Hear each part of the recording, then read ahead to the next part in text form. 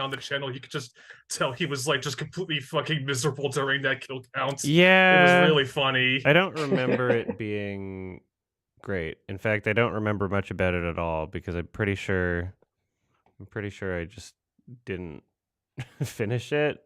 I'm not sure. Yeah, I my still think the favorite worst thing a movie aspect can be is boring. Hello. How are you? Connecting to audio. Okay. It'll work at some point. You'll figure it out. Oh, because his audio is connected. Fine.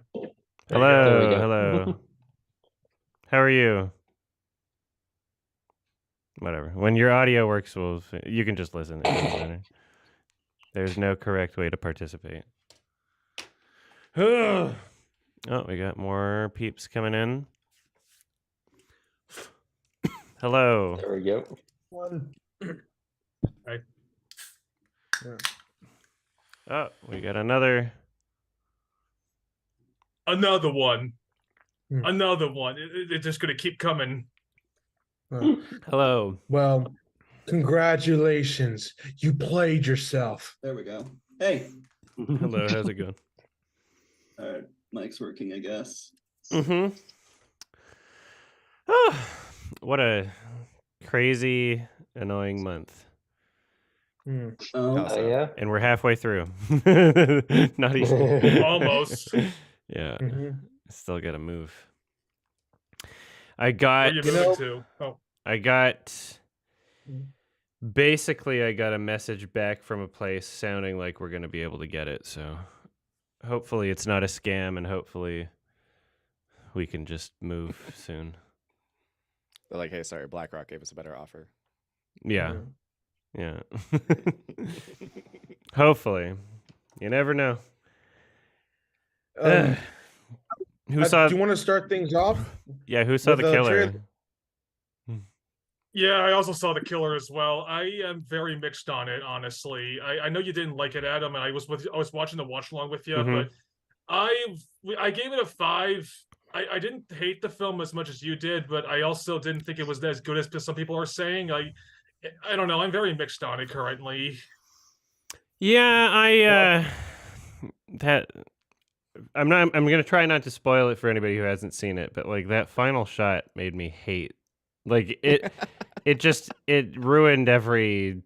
It's not like I loved the movie before, but I was like, yeah, this is just bullshit. I missed that watch along. I was having trouble paying attention for the first 2 movies, so I kind of gave up. I didn't watch the first 2 movies because I was busy, but I was able to catch the killer watch along.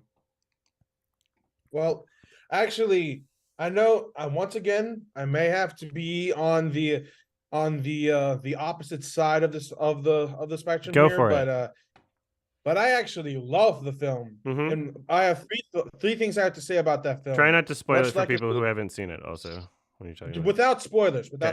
It's just that the killer is just much like any good kill that an assassin must makes. The killer is basically short, sweet, and lethal.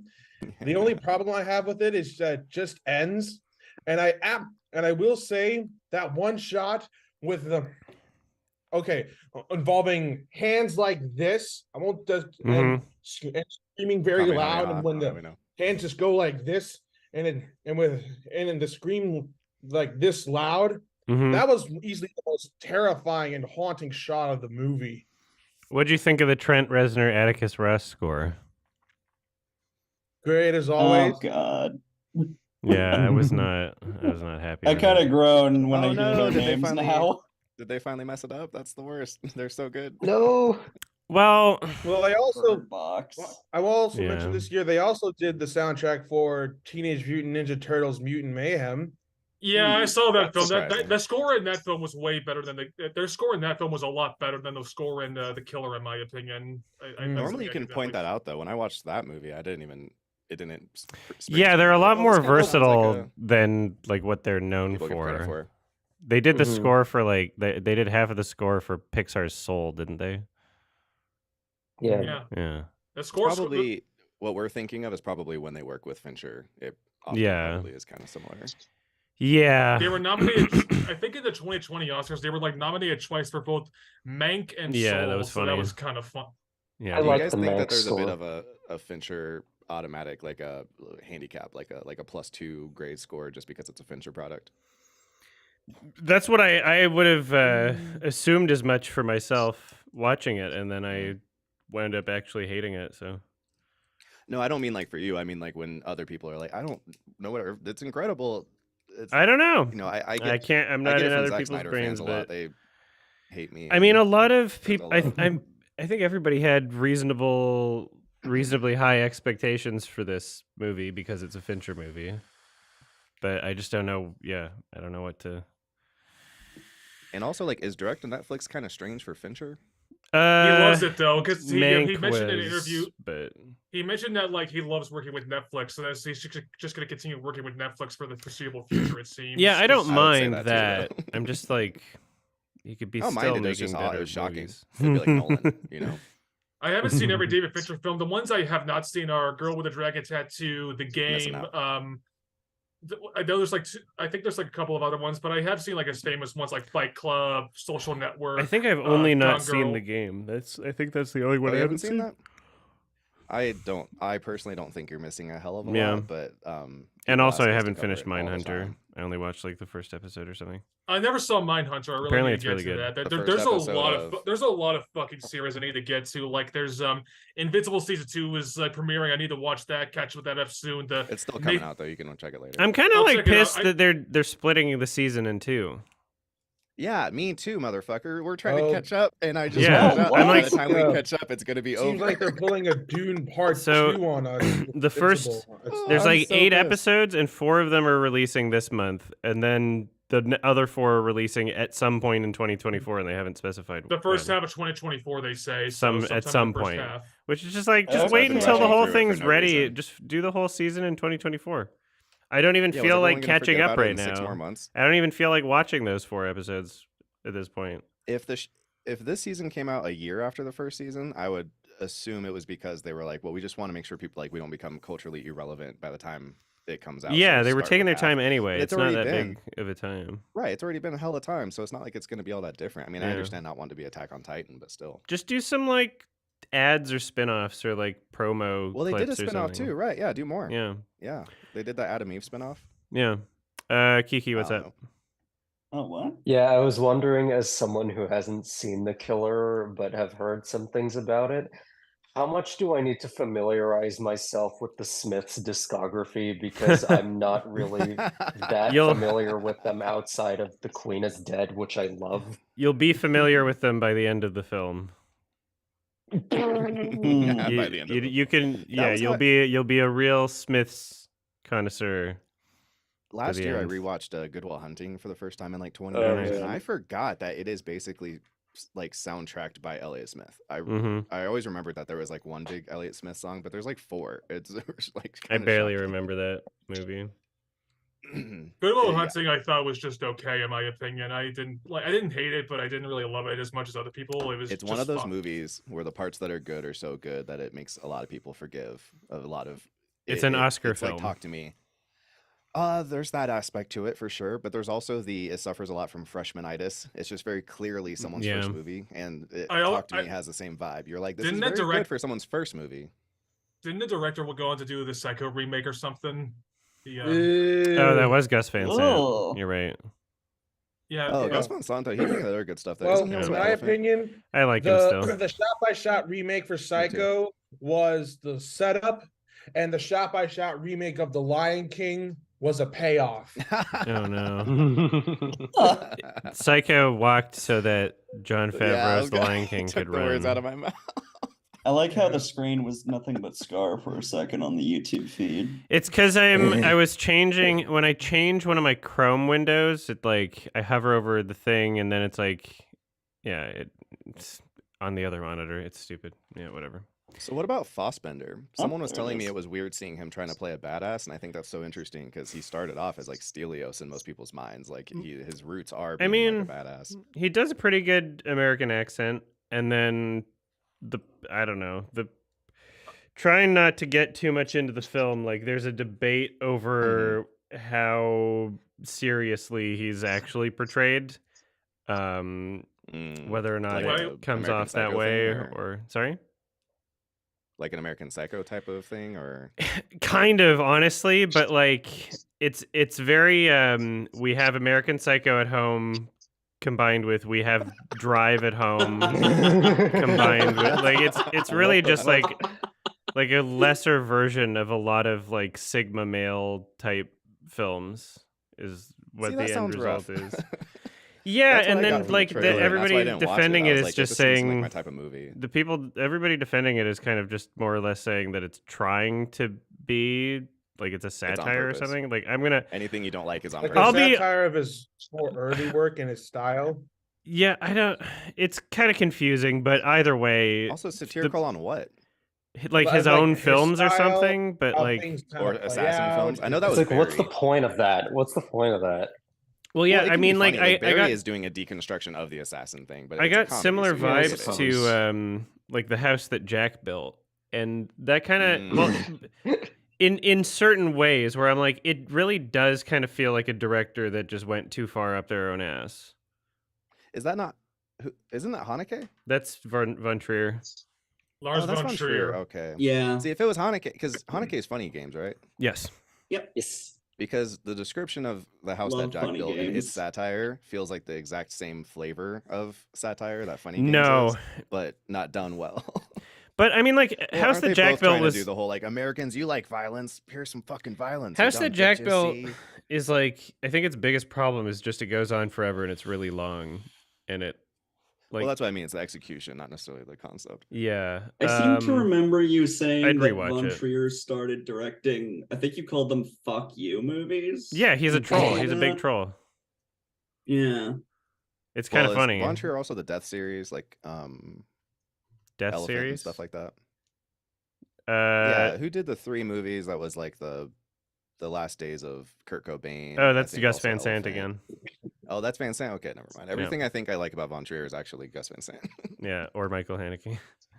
What I will Or say, Haneke. the funniest thing that come out of the Killer was like the Kojima tweets between comparing his tweets to the Killer and the Marvels, because he That's tweeted funny. like an Yeah. entire fucking video essay, like an essay being like how I love the Killer, and then he tweeted about like, hey, I saw the Marvels, and then just didn't elaborate on it at all. That was so fucking funny. Yeah, it seems a like a good legend. Kojima movie. What a legend. Kojima loves these types of film. He's best friends with like Winding Refn, right? So Oh, and I also want to Refn. mention about the Killer without any spoilers. There's this other scene that I really like, which kind of reminds me of like the crime scenes in Seven, in which they are like basic puzzle pieces in which you have to Mhm. put together on what the heck happened here. mhm. It was kind of it was nice. No, that's good. You need something to make it. The most annoying trend, not trend, but just thing I've been complaining about a lot lately is movies who insist on you understanding all of the plot points before the lead does. So you spend the whole movie waiting for the lead to catch up to your knowledge base rather than you finding out with the lead. Mhm. Yeah, yeah. It feels like I they're just- very concerned of the audience getting bored and worried and I- not knowing what's happening I don't and know. checking out. It's a 2-hour-long movie where none of the characters are likable or interesting, and I don't care about anything they're doing. And That's it's fair. yeah, That's fair. it's just doing a lot of things that other movies have done, and doing it worse, and not adding anything new to the genre, and it's kind of frustrating. But Adam, that's the satire. Well, I mean, you can still do it well. It's It just very, doesn't very go well. clever. You just don't get it. It's really deep. I don't. Yeah, I'm excited. I hope that Alex defends it hard because we'll be talking about it on the podcast. I want to have. I like, do a want to real- watch the Kill. You know how you said you want to watch the House that Jack built a second time. I kind of feel the same way about the Killer. I would not mind watching it a second time and maybe I changing. mean, my yeah, in feelings like on it. 5 years, it was so fucking boring and exhausting, and it's such an annoying experience. The one thing don't I you feel will like that's a trend lately, though. I feel like everything is so long. Like the Batman. It was like if that movie was 2 an hour hours- shorter, I probably would have really liked it. It's under 2 hours, and there's nothing wrong with the length. It's what you do with the length. fucking The that's- only yes. yeah, like it really depends on how I you know think use the this- it. 4-hour runtime for the Irishman was fine because it enforced the themes Yeah. of the movie. But I felt there was a lot I actually happening. did not mind. I know you disagree with me, Anna, but I know that for Killers of the Flower Moon, I actually did not feel the runtime at all. Like when I Good. was in the theater for that, because I was just invested. It's my favorite movie of the year so far, and I really liked it for what it was. And then I think whereas a movie I also saw Anatomy of a Fall, and I really liked it a lot, but I did think it was a bit too long at parts. It could have trimmed 15 minutes probably in one spot. I'm excited to see a Dream Scenario. Mostly, I think that comes on the 22nd, and that it's be like only an hour and 40 minutes, so that's exciting. Yeah, that's a fun movie. Everybody should see it. One thing I will say. Oh, never mind. You can finish if you want. Okay, I was gonna say one more thing about the killer, and then we can move on. Yep.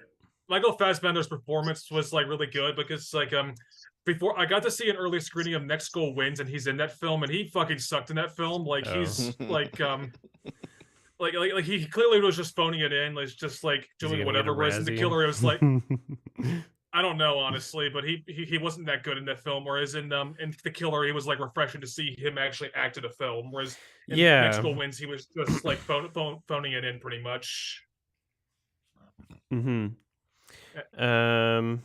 Kiki, what's up?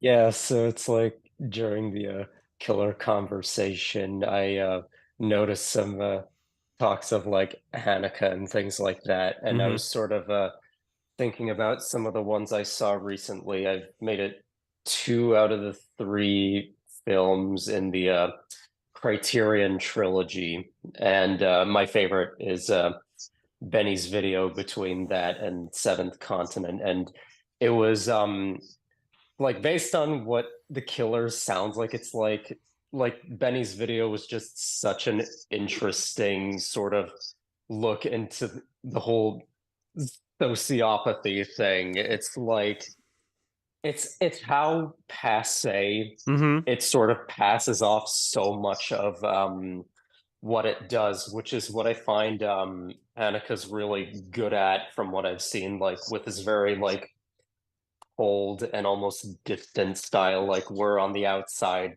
looking in, which I've kind of realized that I'm a huge fan of, especially with something like the Zone of Interest.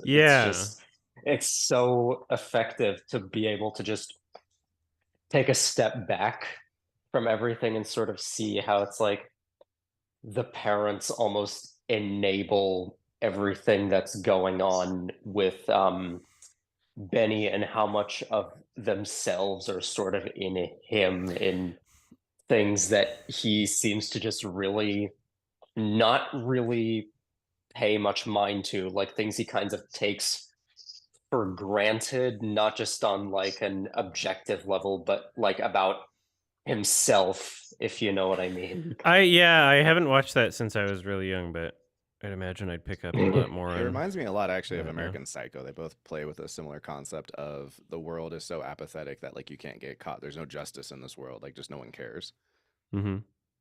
You should do a funny games recommendation where you recommend both films. I would love that. Yeah, That's a good idea. and then what the question is like, which one first? It depends if you haven't seen both. Like I like the remake better.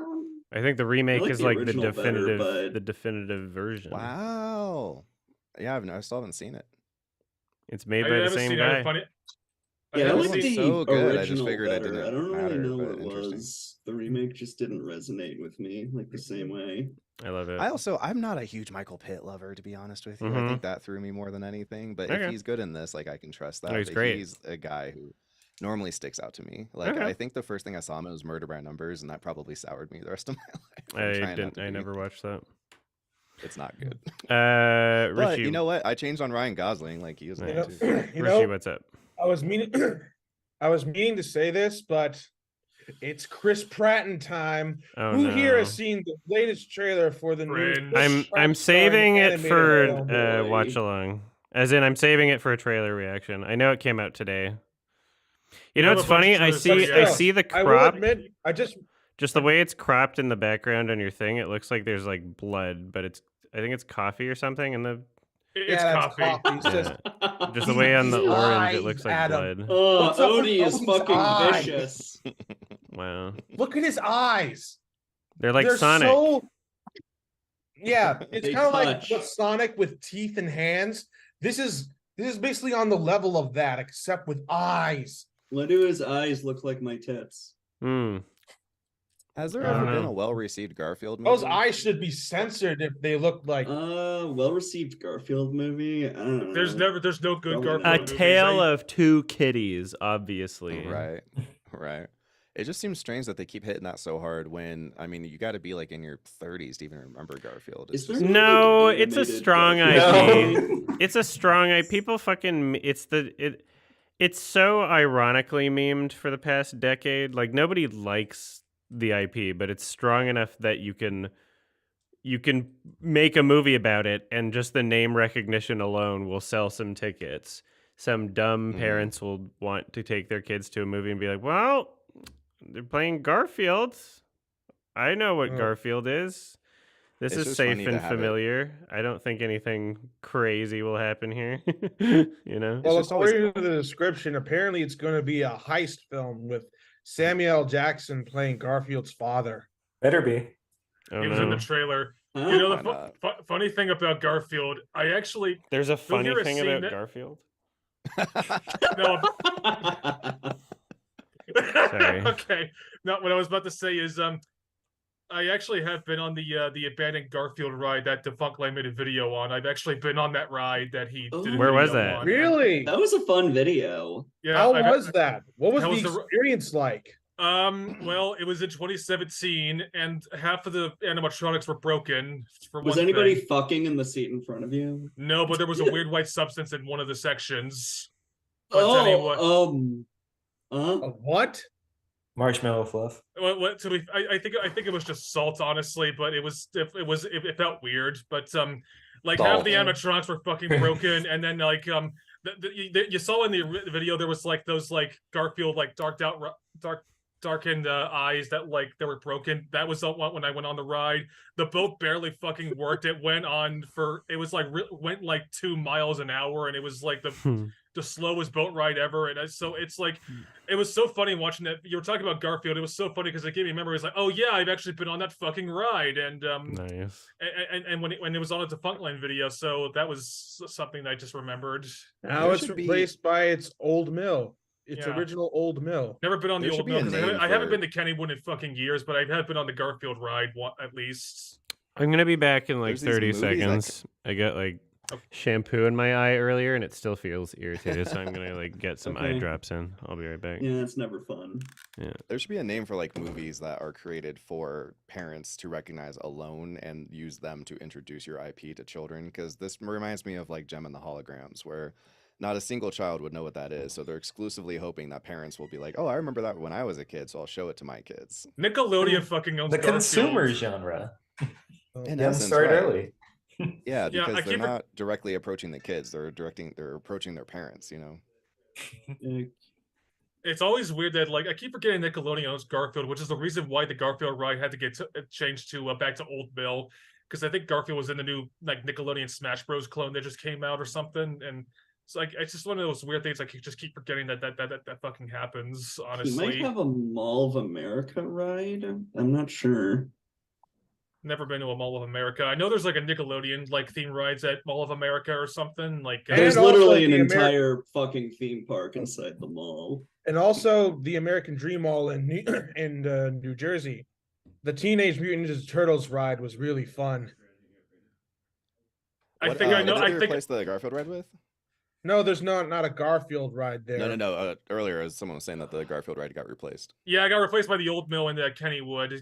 Like because I have relatives in Pennsylvania, which is why I go to Kennywood occasionally. So that's how I was able to ride the Garfield ride in the first place. I haven't been there since like that time, so I have not tried Old Mill at all. But I know it's like more just like goofy haunted house stuff, whereas the Garfield ride was just like surreal because it like.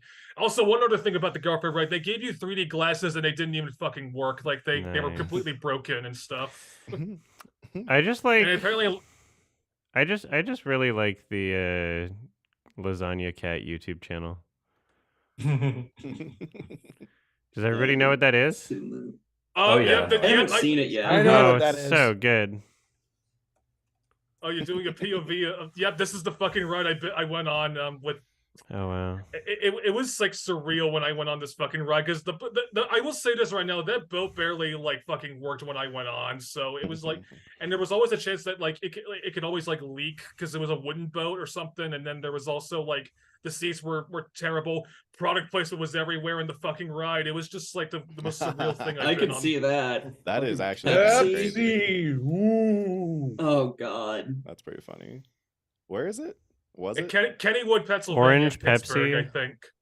My favorite part of the Defunct Land video was when he was reading all the emails he was getting from people, like saying if they have either like had an intimate moment on the Garfield ride or saw someone else. And there was one part where like some dude just took a dump right in the fucking water. Why? Well, that's not really the very ride's nice. fault, to be fair, but yeah. Very nice. That sounds like the Like, right. man, this ride sucks. People were pooping in the water. Yeah, this ride looks like shit. The Lasagna I mean, I Cat don't know what- YouTube channel yeah, is there's like poop in the water. actual art. I need to watch it. Fucking I still incredible. haven't gotten around. They I need to did come. watch They need to I- come back. They need to dump another 20 videos out of nowhere. I liked that flickering. They need to screen. come. Find out they've been But I working mean, on a like, magnum opus for the last few years. It's hard to figure out like what That would dog It's you do- scary. What That would dog you do animatronic didn't. after That dog sex survey animatronic you saw results? didn't even fucking. Like, that what dog. can you do after that? It Those was black broken? guys, that was on the fucking ride when I was like, that dog animatronic you just saw earlier, that didn't even fucking work when I was on the ride or something. It was I don't just think so it worked funny. there either. Was it moving? Hello. Yeah, it wasn't. The moving. eyes are blacked out. It's so fucking weird. That is very weird. Like Garfield.exe. That would actually be fun. Someone should make a Garfield ride EXE. that is the theme is like abandoned carnival ride. or, Yeah. like, theme Well, ride. so Like, here's creepy. More. here's the thing. We're Garfield's like a property right now where the best way to do it is with just pure irony. The best way to do it is like satire Garfield, fucking uncanny valley, weird, like bizarre shit. And the conflict Right. is, even though I would love to see it, you'd have to get a real artist to do that. And I don't believe that, a studio would, even if they thought that they were doing that with the IP, I don't think that they would be able to pull it off. Like, like if they got And the whoever owns Lasagna it. Cat people to make a Garfield movie, I would cream my pants to that. I would just immediately see that. I wish. I think I the would first immediately struggle see too that would be that movie. whoever owns the IP would not want to feel like they were being made fun of. Yeah, but Also, here- it's kind of abusive to cats because like you feed cats lasagna and then like you're creating oh yes. like major health problems with cats. You You know? get them cat safe lasagna. Uh, I feel so.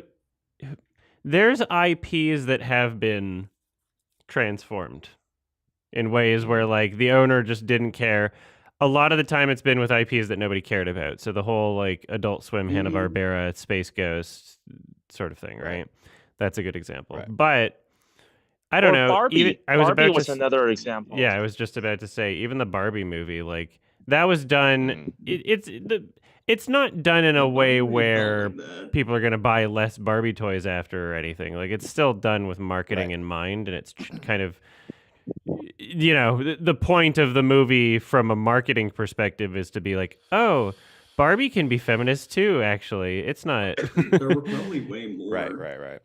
Yeah, I would say that as much as that movie is kind of making sly jabs at the Barbie franchise, it also is Yeah. like it brings it back at the end. Very right? So that much. the It people is who a own it can marketing feel thing. Like, okay, well, at the end of the day, though, we learned a lesson. We laughed, we cried. We all learned something today. I never thought Barbie was like a feminist movie. In fact, I thought it was like more taking jab at feminism. It's definitely. Like, a I don't feminist really- movie. about the scene It about is the, feminist, we're expected but- to do this and this and this and this and this and I'm this. sorry, and this, and this. I Tate, mean, do that you was have just like a Yeah, a but no physical jokes. Gmod error thing there? Yeah, I normally great. whenever I'm on video calls, I like to put like a plushie or something here, but I love yeah, I that. just have a 3D printed Gmod error That's fucking sign rad. for I it love too. that. That's funny. I want that. I don't have the assets to show the real plushie here. I didn't realize that POV, was you're real till playing just Hunt now. Down the Freeman. Kiki, what's up? Yeah, so about like Barbie and like marketing and all that. I feel like the marketing that came from it was kind of just a byproduct of it being Barbie, right? But as for like the film itself, I found that it's not so much trying to sell people on Barbie or sell them Barbies. It's more so about like the idea of it from a bygone era. And like you see this kind of like throughout the film, but I guess the first indication was the choice of logo for the film was a really big one. It opted for a bit more of an older one as opposed to the newer incarnation that I think came out like sometime in like the early 2000s, I want to say. But yeah, it's just like going a bit further into the whole deconstruction thing. I personally really liked how it approached feminism from the side of like sort of deconstructing toxic masculinity in the sense of helping others unlearn some of these behaviors. And I found that just to be really valuable and a great sort of critique of a lot of second wave stuff. Yeah. If I'm allowed to be Yeah, super because, cynical, like- though, I think what's happening here, though, is that movie, the reason that they're doing that is because we have a product that used to be a banger, but it now is basically a symbol of old ideas that no one likes anymore. So the point of they wanted to make hey, sure Barbie's relevant now, and Barbie's updated. Now she thinks like you do, which is every Disney movie that has done a live action remake. It's like, hey, Dumbo no longer is racist. They wanted to. Adam. Sorry, Adam, just want to add to your point. I agree it is like a very feminist movie, but also it's very anti. It's like there's like different factions of feminism, and I felt like there is a lot of a critique between those different factions of feminism. You know what I'm saying? Well, it is Disney. They're not I gonna be mean, that critique radical. doesn't mean anti-feminist. Yeah. No. I don't think But Greta what I'm Gerwig would direct an anti-feminist movie. No. What I'm just saying is that like there's like different types of feminism. Like technically, TERF is a feminism, right? Or they're No, not. it's not. I I don't think it No, is. it's not. I mean, The F in TERF you can stands never. for feminism. Yeah, you can never. Like there's a billion different types of Christians, right? And there's a no true Scotsman fallacy applied to everybody, but. I would say that you ask the people that made it, they probably think it's a feminist movie. Yeah, I would say it's a feminist I would movie. agree. I agree. But it's not. It's just not divisively feminist, and it's not like obnoxiously. Because it's still Disney.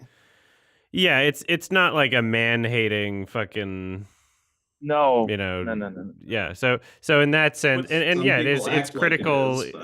I would say it's not so much critical of feminism as it is critical of like both genders at the same time. I think that it's like an equal sort of, like the sexes are different, but here's some playful sort of ways we can explore that. Yeah. I just want to see. Yeah, I didn't express myself very well. That's okay. That's what I meant. I meant like it's critiquing, but also you can do both at the same time. That's what I meant. Let's do Greta Gerwig Bratz movie. Let's do that. Greta Gerwig Monster High. Super fierce, super cunty. Yeah, for sure. Yeah. And let's see how she spins that. Can she save the? Yeah. Can this be compatible with to be fair, modern day feminism? I think it's just me. I wonder if she can save the Snow White movie though. That got delayed to like. So is she? What's her because involvement again? She like wrote part of it or something. Like she's a co-writer, I think. Yeah, it doesn't seem like it's as much of like her movie as fucking Barbie was. No. Straight to like fucking Mark Webb, the Amazing Spider-Man 1 and 2 guy. Yeah, directed by Mark Webb, and then fucking what's her name? The actor seems to have some Rachel very Ziegler? Yeah, Rachel Ziegler seems to be saying a lot of things about it, and people are getting mad. Gal Gadot's in it, I guess. Okay. People are mad at she's Gal the Gadot evil because of queen. the whole Israel thing, but that's Well, obviously she its didn't own do thing. that. Yeah, I guess so. Although there's struggle I more. have with these movies is what does anyone even want from them, right? Like I was checked out of all of these before any controversies. It was like, yeah, it's a Snow White movie. It's not what's the best possible scenario? Like what's the best it could be? I saw a comment of someone saying like, what if the Daily Wire Snow White movie, like the evil queen turns out to be a trans woman? That's probably the angle they would go for. I don't think that they're going to be that politically like obvious. But like I can't probably not, but it's a funny idea. I can't say that like the Daily Wire wouldn't sink that low. I don't. Well, yeah. I mean, like, yeah, it's, they're not. They're gonna be that obvious. They're just gonna make a dumb made-for-TV movie and market it. Right. You know, like how fucking Sound of Freedom is just. You remove the whole marketing campaign and what you have. I haven't seen it yet, but my understanding is just like you have a boring, dumb action movie that you could have seen anywhere else, but the marketing behind it is like, no, you have to fight the woke mob. And I think that this Brett Cooper Snow White thing is going to be the exact same thing. It's just a very cheaply made movie that they convince people that they have to see to own the libs, and that's it. When's the Daily Wire anti-woke Pinocchio film?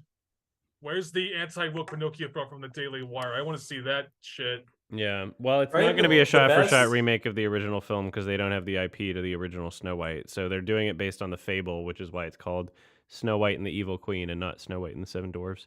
It's because the actual... Fair enough. The grim fairy tale fable thing is like the original IP, and that's public domain. Which, I mean, if you go back and look at that, is very different from Disney's Snow White. So they all the first movie is technically a remake, and they changed a lot of shit.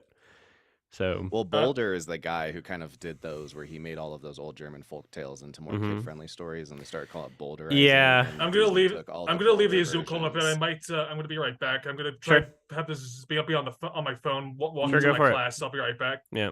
So Disney. If I randomly get a phone call, I'll have to dip as well because it might be about like a property sort of thing. But who knows if that'll happen? Someone's trying to sell you Disney property. No, I'm trying to find a place to live. Yeah. Property thing. You play Monopoly over the phone? Yes. Of course. It's really slow. They've been playing one game for 6 months. I mean, that's just the average length of a game of Monopoly. Basically. No, it is funny though. I mean, all the reboots of these, old Disney movies, for the most part, to me, it comes across like they're trying to, first off, just make a new set of movies for the next, this 3 generations later of kids to be reintroduced to these IPs that have kind of fallen apart.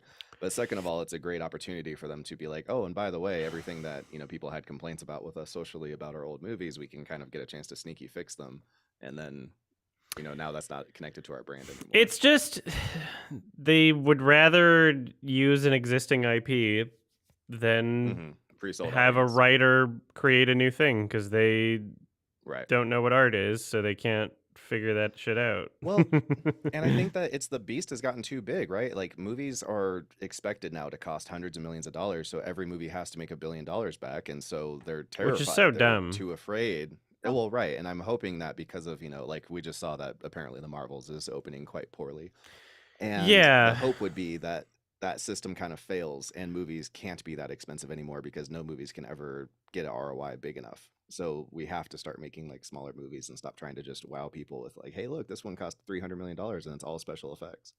I mean, I think we can I feel like in modern, recently we've been seeing a lot more movies that are like clearly lower budget. Like most of Robert Eggers' movies, besides like The Northman, it was like, what, 70 million, I think? Which was made for 5 million. And it can show to filmmakers that you can make something with a relatively small film budget. But no, that's true. I don't know what it is. I feel like they're just not making $1 billion though. Like I agree, yeah, but that's also not their goal. Like, well, of course, right. Like these smaller filmmakers, obviously, there's a sense of like, yes, we have to make the money back that we put into this project for investors. Yeah, of course, yeah. But it's interesting where like priorities lie when it comes to Hollywood, then to smaller indie studios. Like I could say A24 is the same when it comes to like bigger studios like NBC when it comes to like ways they want to try and profit off their movies. but in no way are their goals for those the same at all. Mm-hmm. Well, that's my point, is that the people who run these huge studios that do make the billion-dollar return movies, they're basically like oil barons who just figured out that they can make money on movies, but they're money people. They're not artists. They don't care about we have to make these, super fantastic, artsy films. It's just these things make money. Oh, great. You That's can where the see new oil is. You can see how the gears turn sometimes. Like most recently with the Exorcist the Believer. It's like, oh, you were trying to revive a 70s horror IP and get David Gordon Green to make a trilogy, and you thought you could recreate the success of the Halloween trilogy that he directed. It's like, okay, well, that's a slasher movie. Like, I get that they're both horror movies from the 70s and you want to do a David Gordon Green trilogy, but the people that have the money don't understand that it's not that simple, that a slasher is a very different genre than, like, The Exorcist. Yeah. Like, that's You know what's really incredible. sad about The Exorcist? Yeah, you know what's really sad about the Exorcist movies? Like, recently I rewatched all of them. The second one was That like, sounds like a Adam, chore. I think you'll be interested. Yeah, Adam. There's way more I think bad you'll be movies than interested good in the movies. second movie. Yeah, the second Exorcist is like the most incomprehensible movie you can ever see. And that's saying much because I saw Neil Breen. Like, you got to check that one out. That was like quite something. I'll try. Doing Adam and Pals on that film. Yeah, I wish I had enough time to rewatch the original before the fucking new one, but I've just been so fucking busy. Yeah. But the thing that pissed me off about this new one is that, like, because Exorcist movies has always been like, they were trying to be experimental. Like, if they, like, you can question, sure, if it works or not, that's a different story.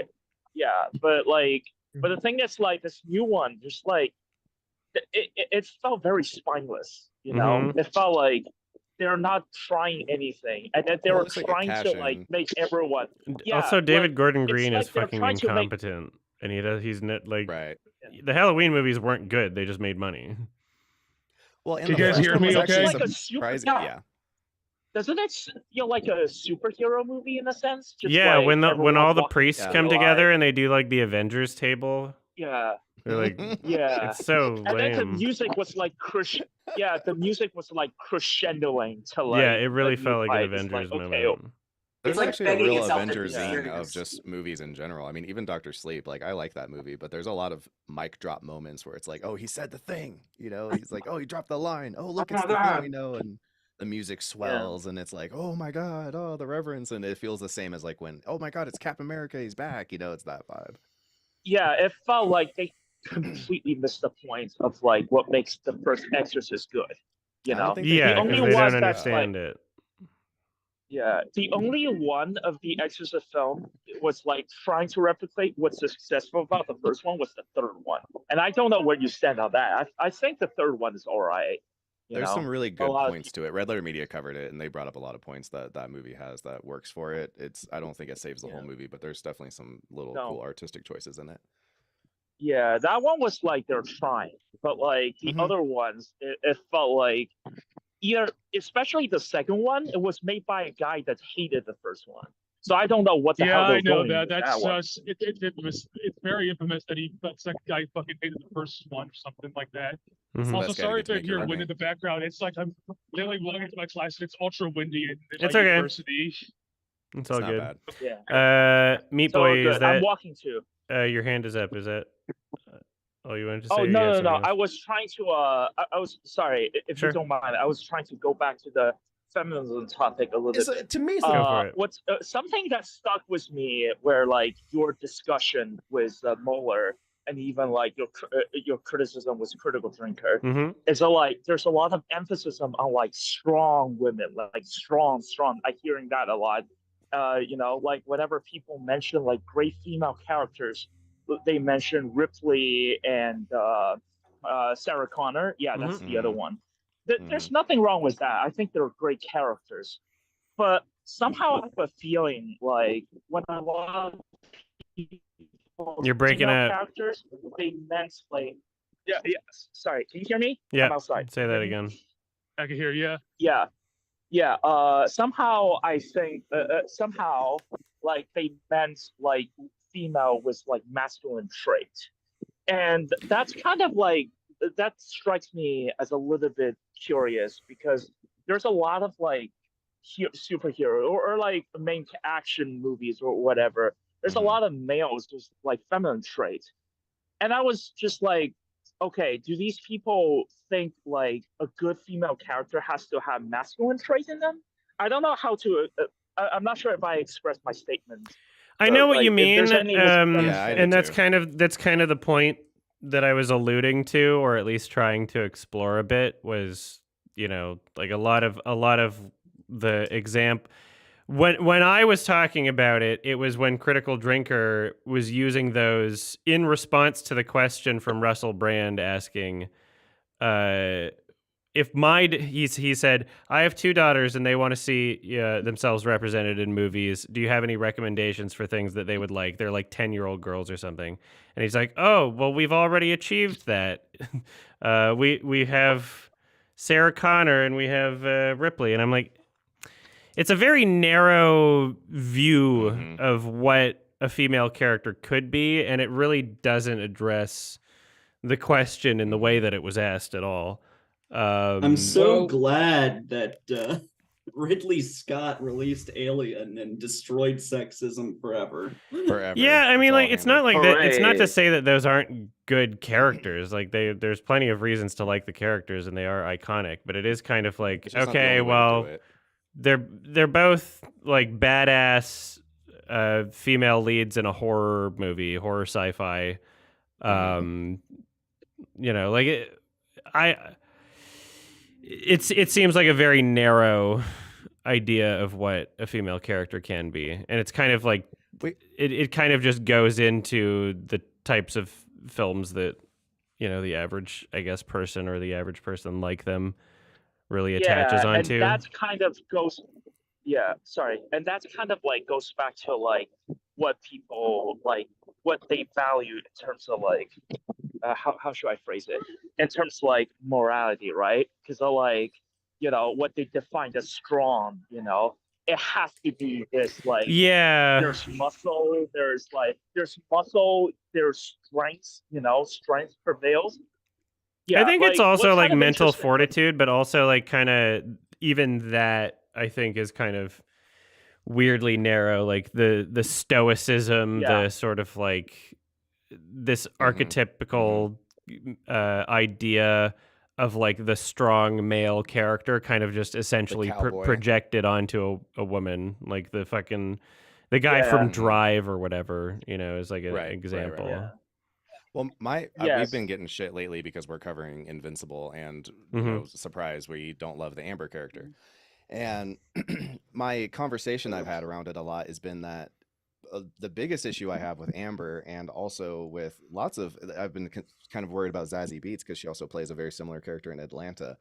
And then also Breaking Bad with Skyler. It's like my problem with them is that they are not really fleshed out characters themselves anyway. They are accessories as a obstacle for the hero. Like you can tell in the writer's room, they're like, well, we have our protagonist and he wants to make meth. And so what are obstacles for him? Well, what if his wife is like really naggy and she's always in this business? And so it's hard for him to sell meth and keep it a secret from her. So you end up with this character who kind of only exists to be a foil and kind of an obstacle to get over. And it's like, of course I don't like that character. So it's not I don't like women. It's that character was written to be not a real character. Yeah, and in the sense, it's kind of like a reflection or commentary on the writers themselves, exactly in a way. Because sometimes I think that oftentimes characters like that are written in a way where it's not necessarily like conscious, or like an intentional thing to try and make like, oh yeah, they're just annoying or whatever, but they just wind up coming across that way.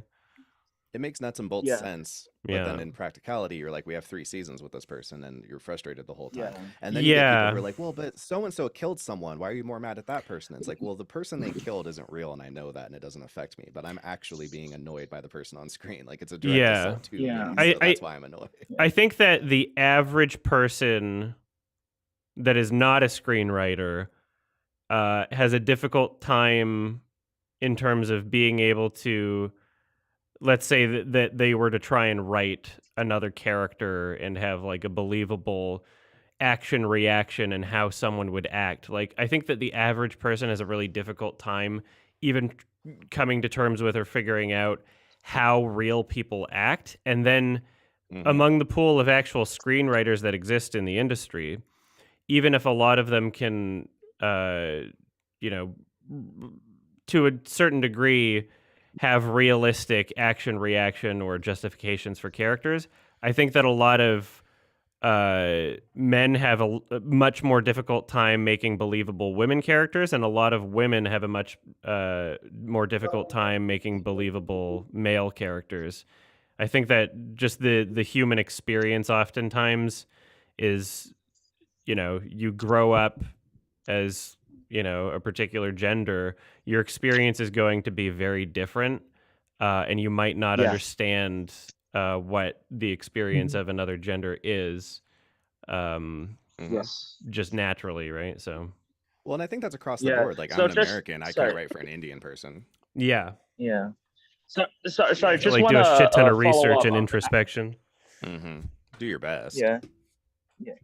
Sorry, just want to follow up on your point, Adam. Like, another thing that kind of like made me think about this was like, well, when Wonder Woman came out, like James Cameron said something like, "Oh, Wonder Woman is not a real feminist hero," because like, look at by Ripley, she has to have like, she has to be physically strong and something like that, and and that spurred a lot of discussion, and I was like, Katniss okay. Everdeen, dude, the first action female hero, dude.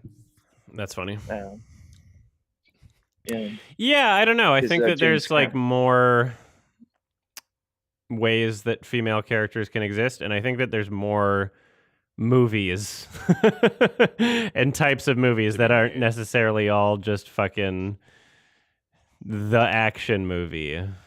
Well, I sort mean, of how many of those thing. are made, by the way? There's so many, like the 355 and Gunpowder Milkshake and Charlie's Angels. I always wonder who they think the target demo is going to be. It's like we've gone Yeah. out of our way to alienate the normal target demographic, and we expect to replace it with a bunch of people who traditionally don't even like those movies. Mm-hmm. And I quote you all the time when you brought up that you don't want a gay Ghostbusters. It's like, I don't want a black Ghostbusters either. Yeah, And it's so just have that's a why it's like, good movie.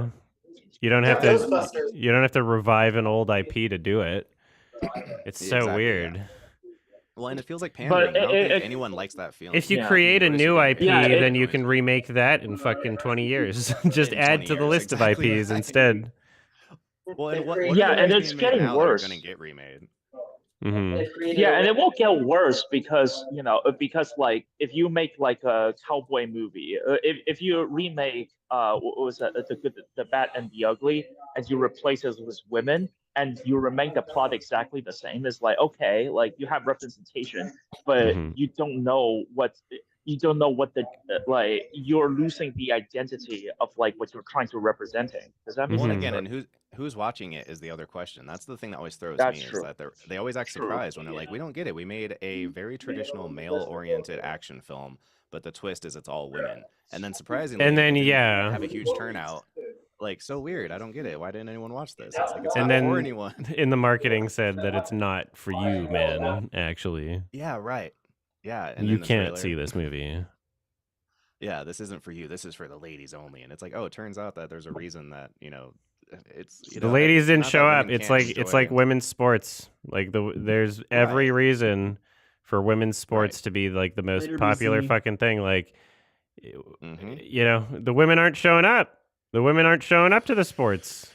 As in the audience, That's they're what I said not about showing up. Charlie's They're Angels. like nobody's fucking. Yeah, they're Yeah. like, the men didn't come to watch Charlie's Angels. I And it's will like, right, admit- but shouldn't they theoretically have been replaced by a bunch of women? And it's like, well, maybe that IP just isn't attractive to women, like it's, Mhm. I don't know. I will admit though, this doesn't have to do with film, but this morning I saw a video, a Connecticut rock climbing competition, like a world championship. And this woman is like fucking insane. She managed to grab a rock just with her hands Oh, hell and yeah. flip herself Yeah, I think upside I saw down. something like that. It's pretty crazy. Like some of the most incredible athleticism, like core strength Mhm. you can see. I love it. Well, no, I mean, yeah. I'm not saying that it's not possible, and I'm not even No, saying of that course, those I think movies that- like Gunpowder Milkshake is a bad movie. I'm just saying it's Yeah, like it feels like if I was in the writers' room or in the pitch meeting, I would immediately just be like, well, wait a second, who's gonna watch this thing? Yeah, like, who are we is it communicating for? this to?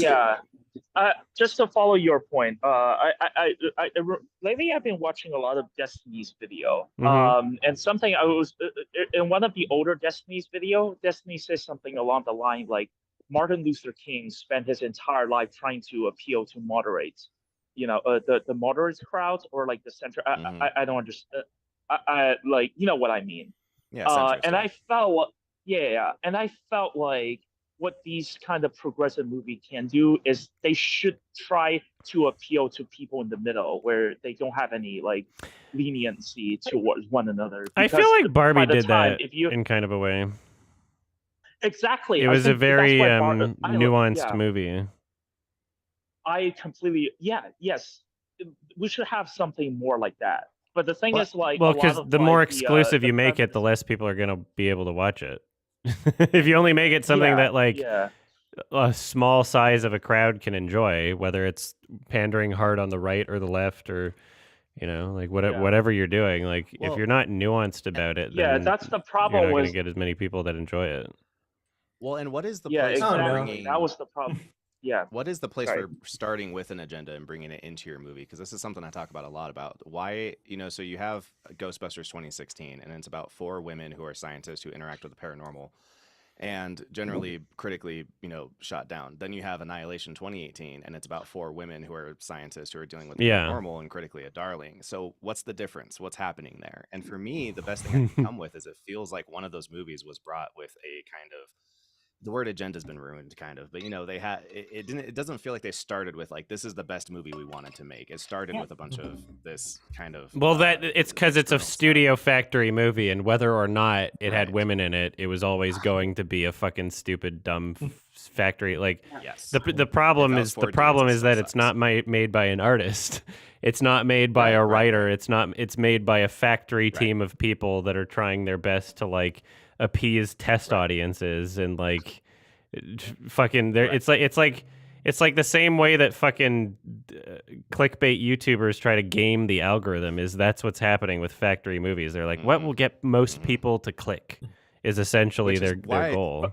I laugh a lot about people who are so mad about AI right now because we already make AI movies basically. Like Garfield is an AI movie. It's reading analytics and pumping something out based on what you we've had that for a while. Plus, obviously, but Adam, there was Ghostbusters had an expectation to it. Like, I mean, you go into Annihilation, that's like a whole new idea, and so people could go into that and be like, "What the fuck is this going to be? Oh, I like this." Exactly, like Ghostbusters. Ghostbusters. I think it is. Ghostbusters is an existing property that already had an entire male cast. The idea of it being a male cast was just because it was a male cast. It could be during the time that there wasn't really they didn't want a female cast, but the idea of having Ghostbusters 2016 and having it all be a female cast immediately said an idea that they wanted to push. The idea of Annihilation was the story that from the start was about a group of 4 female scientists. It's not trying to say something about females. From the start, it was always about female scientists. It has nothing to do with gender. I have some I have some friends who are writers. I have some friends. I have some friends who are writers. They just want to. Every time they say like, "Ooh, I want to write a movie that's very political," but I don't think. But sometimes I felt like they're misunderstood.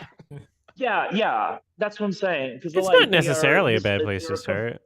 There's tons of movies that have things to say that feel genuine, like Parasite, for instance. But the problem is, what I would argue is that specific story is the thing. It wasn't just a political they're kind of misunderstanding between virtue signaling and discussing like what's the fundamental reason for the feminist movements or why there's a fundamental need for feminism.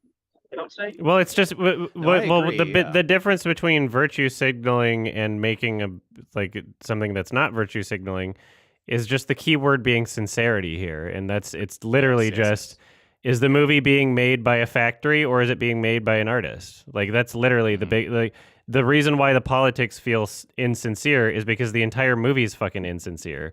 So you remove the politics, you still have an insincere movie. It's just made by a bunch of fucking idiots that are trying their best to make money without really being artists, and a bunch of nepotism and a bunch of giving IPs to people who don't actually care about them. Director for hire, getting the new fucking whatever movie. We're gonna put Chris Pratt as Mario and Garfield. Like, who gives a shit? They're literally just seeing who's the most popular actor, not who's the best actor. They're judging trends for that. So,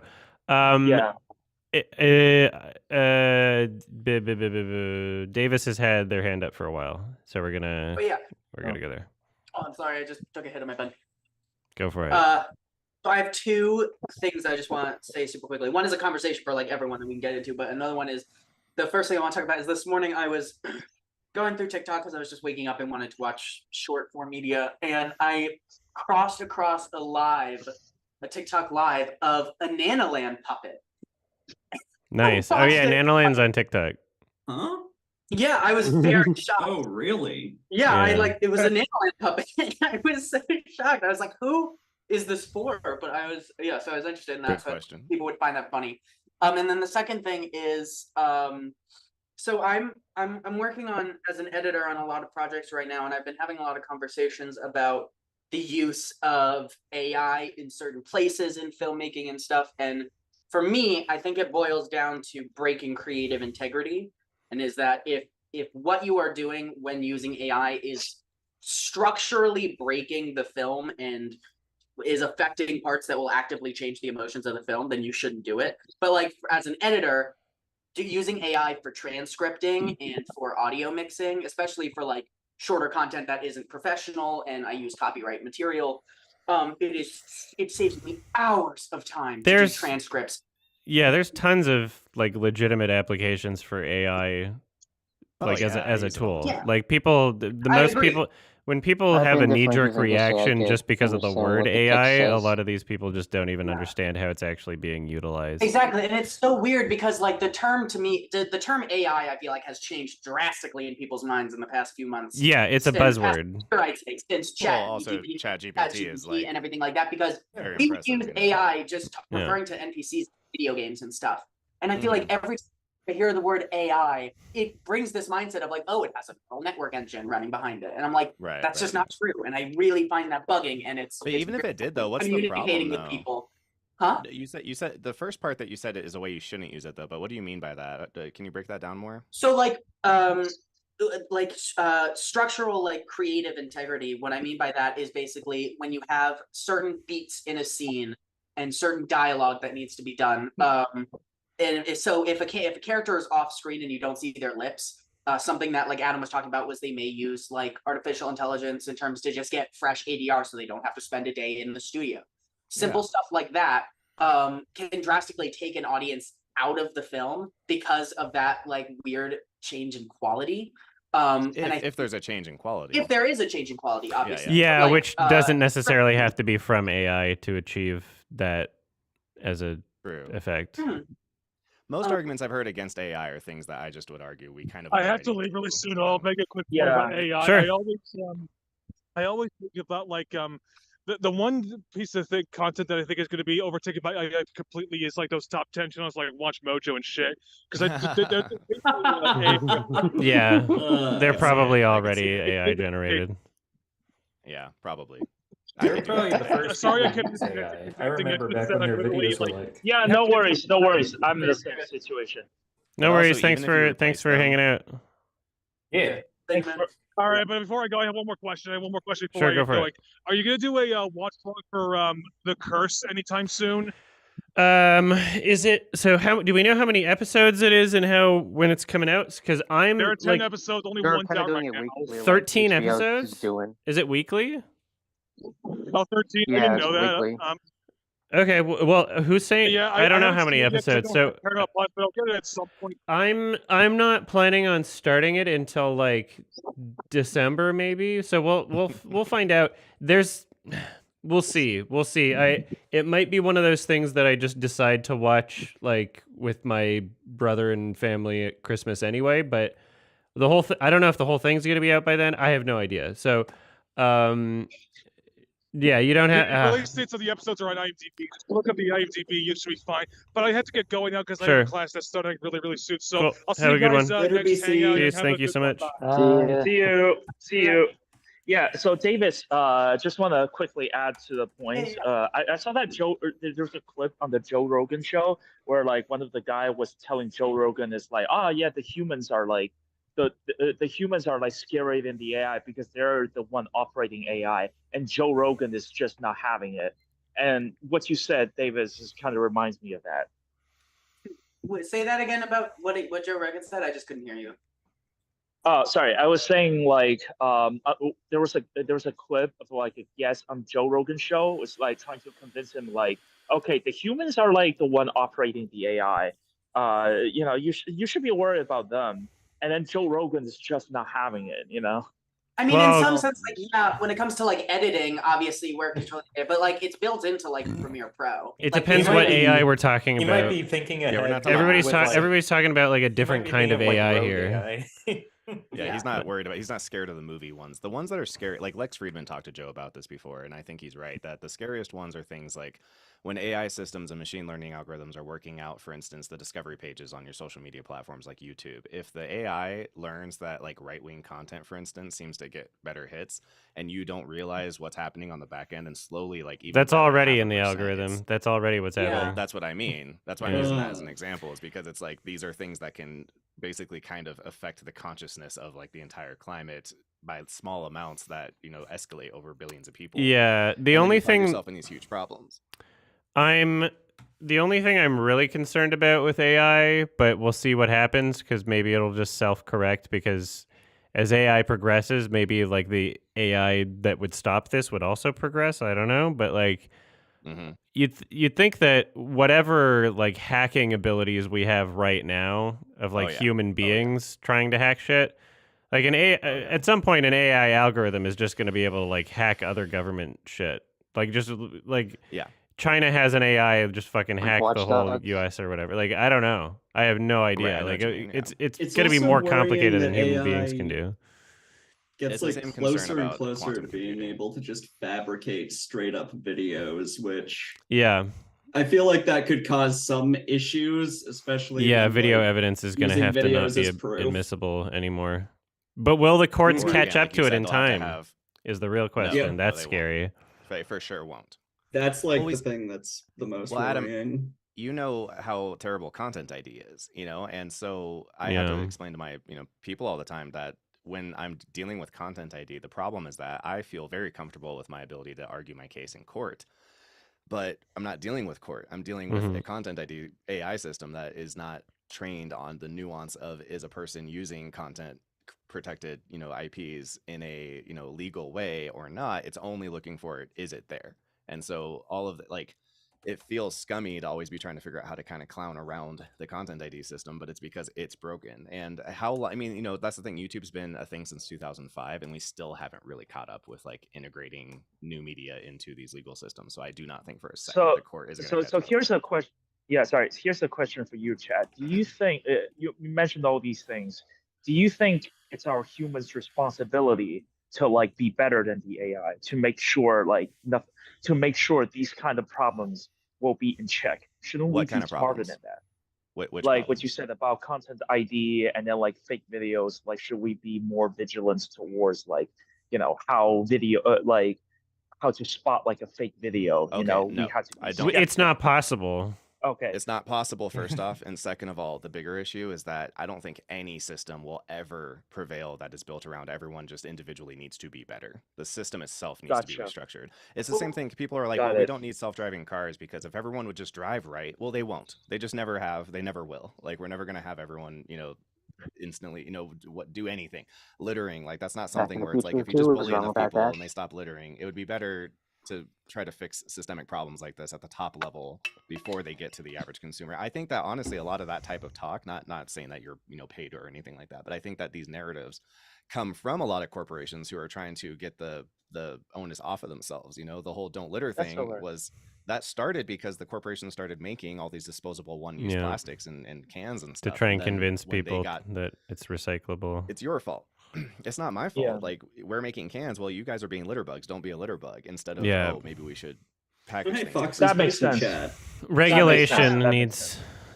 Sorry, yeah, Fox and Space is in YouTube chat. Regulation is a thing that needs to exist in all forms of.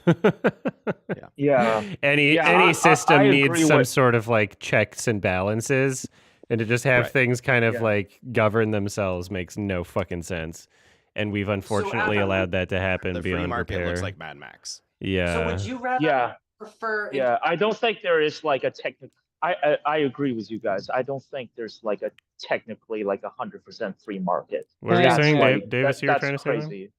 Oh, I was just gonna say, so Adam, would you rather have, in terms of like having a sense of content ID on YouTube, would you rather have a fully fleshed out algorithm, or would you rather have like a huge team at YouTube basically going through like Not possible. going through videos? Because I know a No. controversy at hand. No, not possible. It is not different possible, but opinions. I can think of ways to pretty easily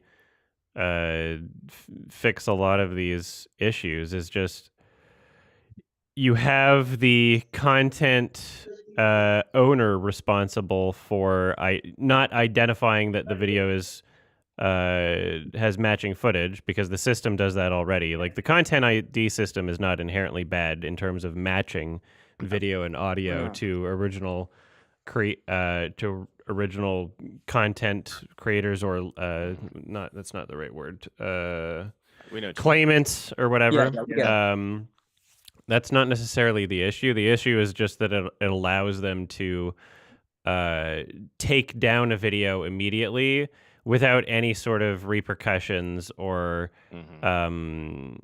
if there was an actual incentive for them to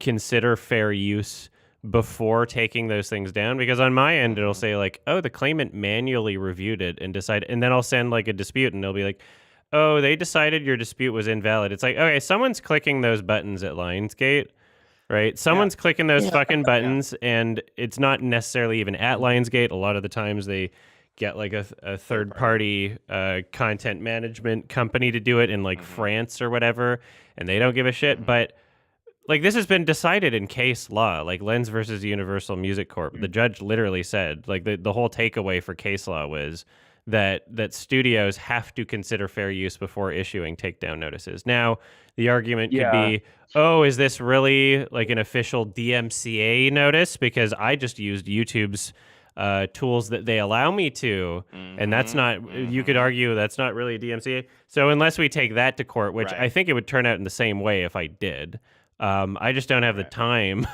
to fucking go to court over this shit, and it pisses me off. And I like, somebody needs to, because they need to stop doing honestly, this. The big YouTubers, if they unionize, like that would be very helpful. Because it's not a union because we're not employees. Dope. If they teamed up, I guess is a better word. Yeah. By the way, Chad, it's just like, I'm not paid by anyone. I'm very broke. No, I know. I wasn't. I'm sorry.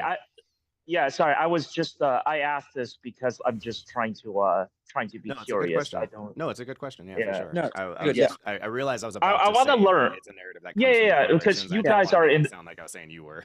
No. It's all right because you guys come from the sphere, right? Because AI, it's still something relatively new to me, and I think this is very insightful. I'm learning I come a from lot, the metaverse.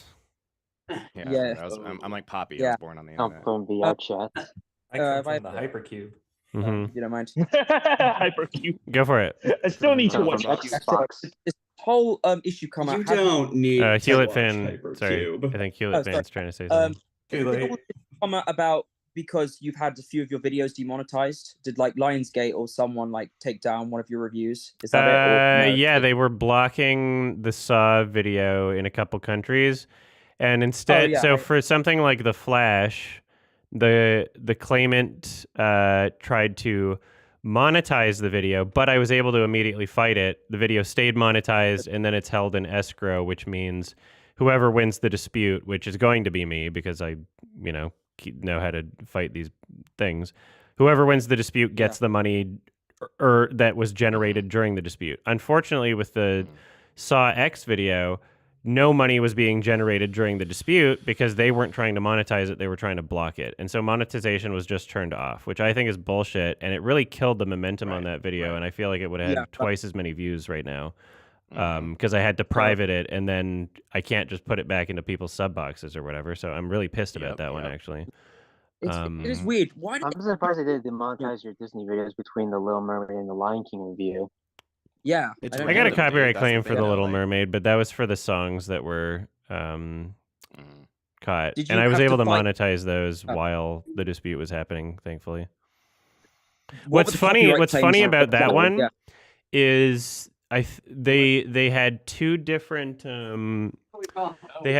settings for songs from the original movie and songs from the remake. And one of them was set to block and the other one was set to monetize. But as long as one of them's set to monetize, then it will monetize and I can I can do the whole escrow thing and get the money from the dispute. Yeah, when they catch you before the escrow thing is the worst. Yeah. Yeah. Because then your video finally goes unmessed with and then is able to be monetized, but you've already lost your first 100,000 views or whatever. One of my solutions, I had an opportunity to talk to YouTube for a little while, and the thing I pushed the hardest, and Adam, I'd be curious what your thoughts on this are, is creating some kind of whitelisting system, because we'll often cover multiple projects from one company. I guarantee they do have a whitelisting system for people like Sniper Wolf. I guarantee they have something. Well, at least something where I could interact and be like, hey, like where it would be a good place to put it is in the dispute, where it's like, if I'm going to put a dispute of your claim and then you're going to manual review and you're going to clear me, then there should be immediately another button that says, hey, if you're going to clear this one, would you like to whitelist this person in the future? Yeah. I mean, like what? I've been on the platform for like well over a decade. 10 years or something. Yeah. Like, right. Yeah. You should just, you should be able to give that whitelisting or privileges to channels that have earned that privilege over a certain amount of time, and if they abuse it, you can take it away or ban their channel. Like, I have no incentive to abuse it. That would be very nice. Because it's like, I'm not gonna upload a pirated movie. Like, well, but people do. Though, right? We uploaded an 8-second Saw clip, and that's the same as a pirated movie. Oh my god, that's the whole fucking movie, hell. Yeah. Or I'm gonna be mad about that forever. Ridiculous. Like, did anyone ever hear uploading it on YouTube?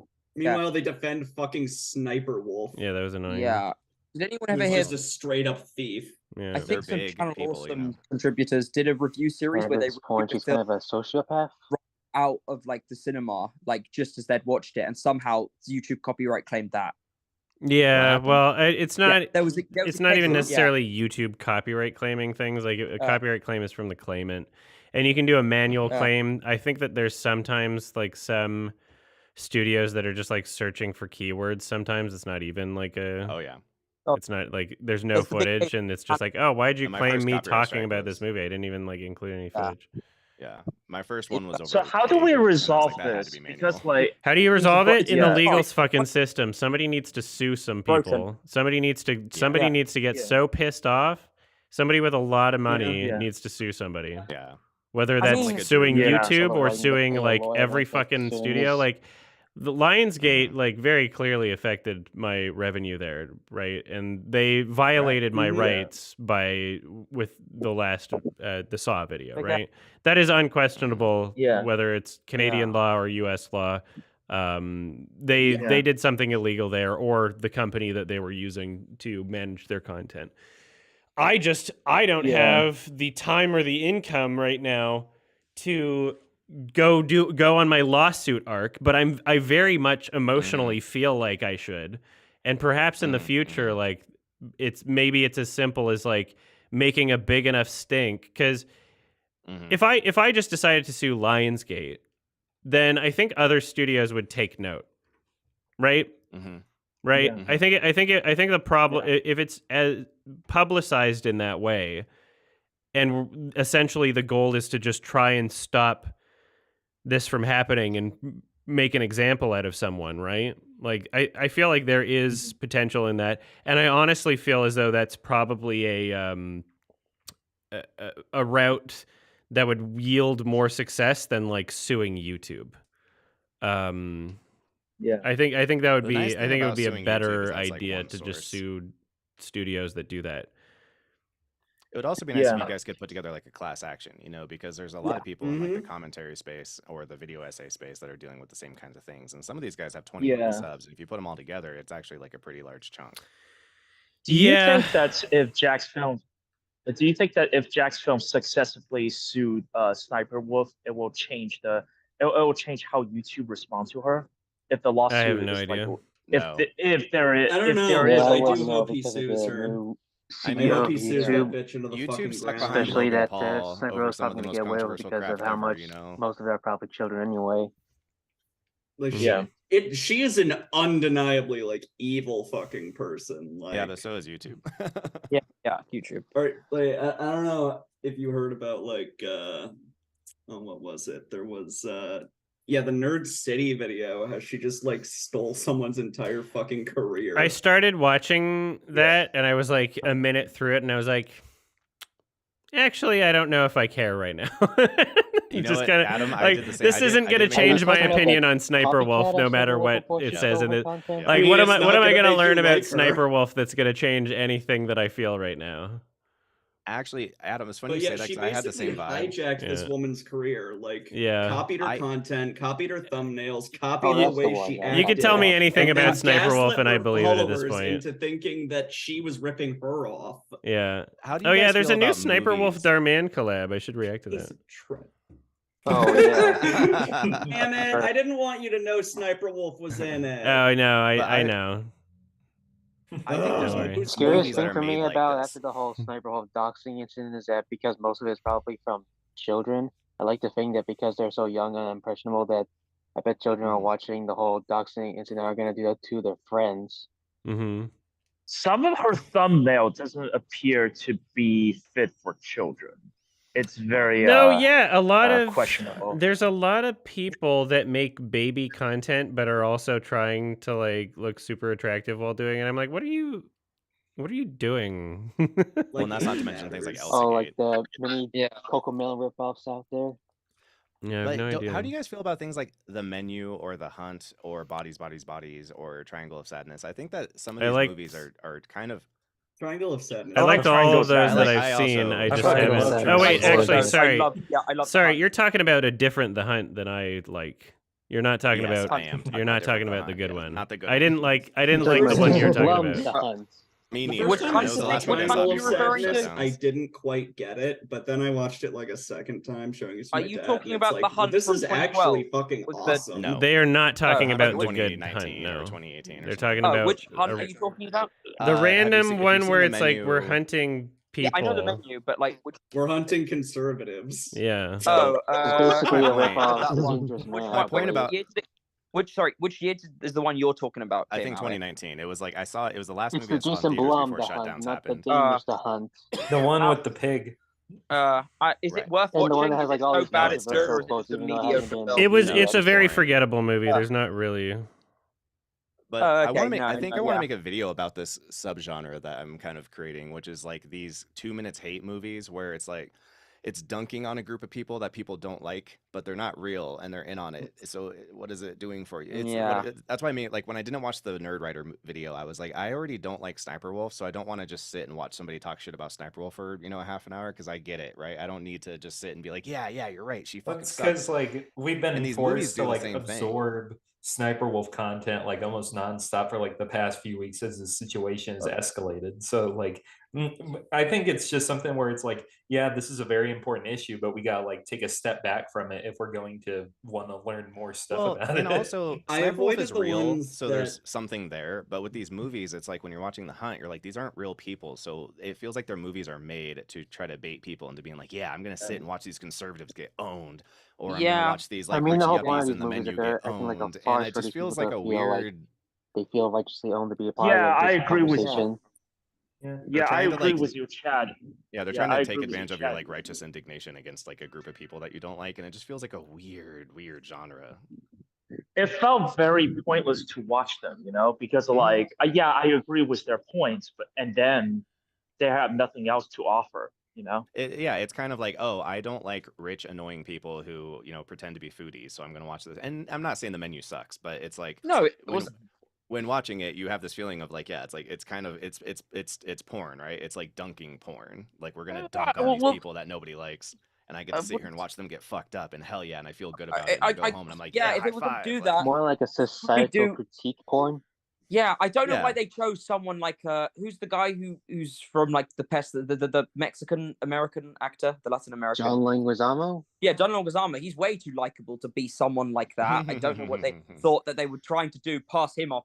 Have you seen like the movie called The Pest, an awful film from the late 90s or something, where he Oh, yeah. plays like, yeah, Oh, yeah. I kind of liked it. Adam, have you ever seen The Pest? You Not start with, yet. It's awful. Not yet. I liked it. You should. Nostalgia Critic did a review on it, and it's not. But it's a bad film, but it's kind of. I don't know. It's funny, sort of. I don't know. I liked it. I don't know. Adam, if you are looking for content to mine, it's a very mineable movie. The Pest? Yeah, I it hate is. every second of it. The Okay. Pest, yeah, The Pest, 97. yeah. John Leguizamo's take is on it the like most dangerous game.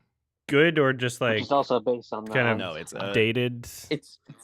It's dated, but fun. Almost dated. everything you could not like about a movie is. Oh, really? Okay. Yeah, pretty Oh, much. wow. Yeah, I think it's one of the worst racial There's a lot of stereotypes. like uncomfortable scenes in terms of the fact that they got this away from back then. Yeah, It's like by the it way, does- guys, just rough, Yeah. man. Like it is. Yeah. yeah. By the way, guys, I really need to go. But I just want to mention one thing. Maybe it's because I am being a little bit insecure. I talked about TERF being feminism.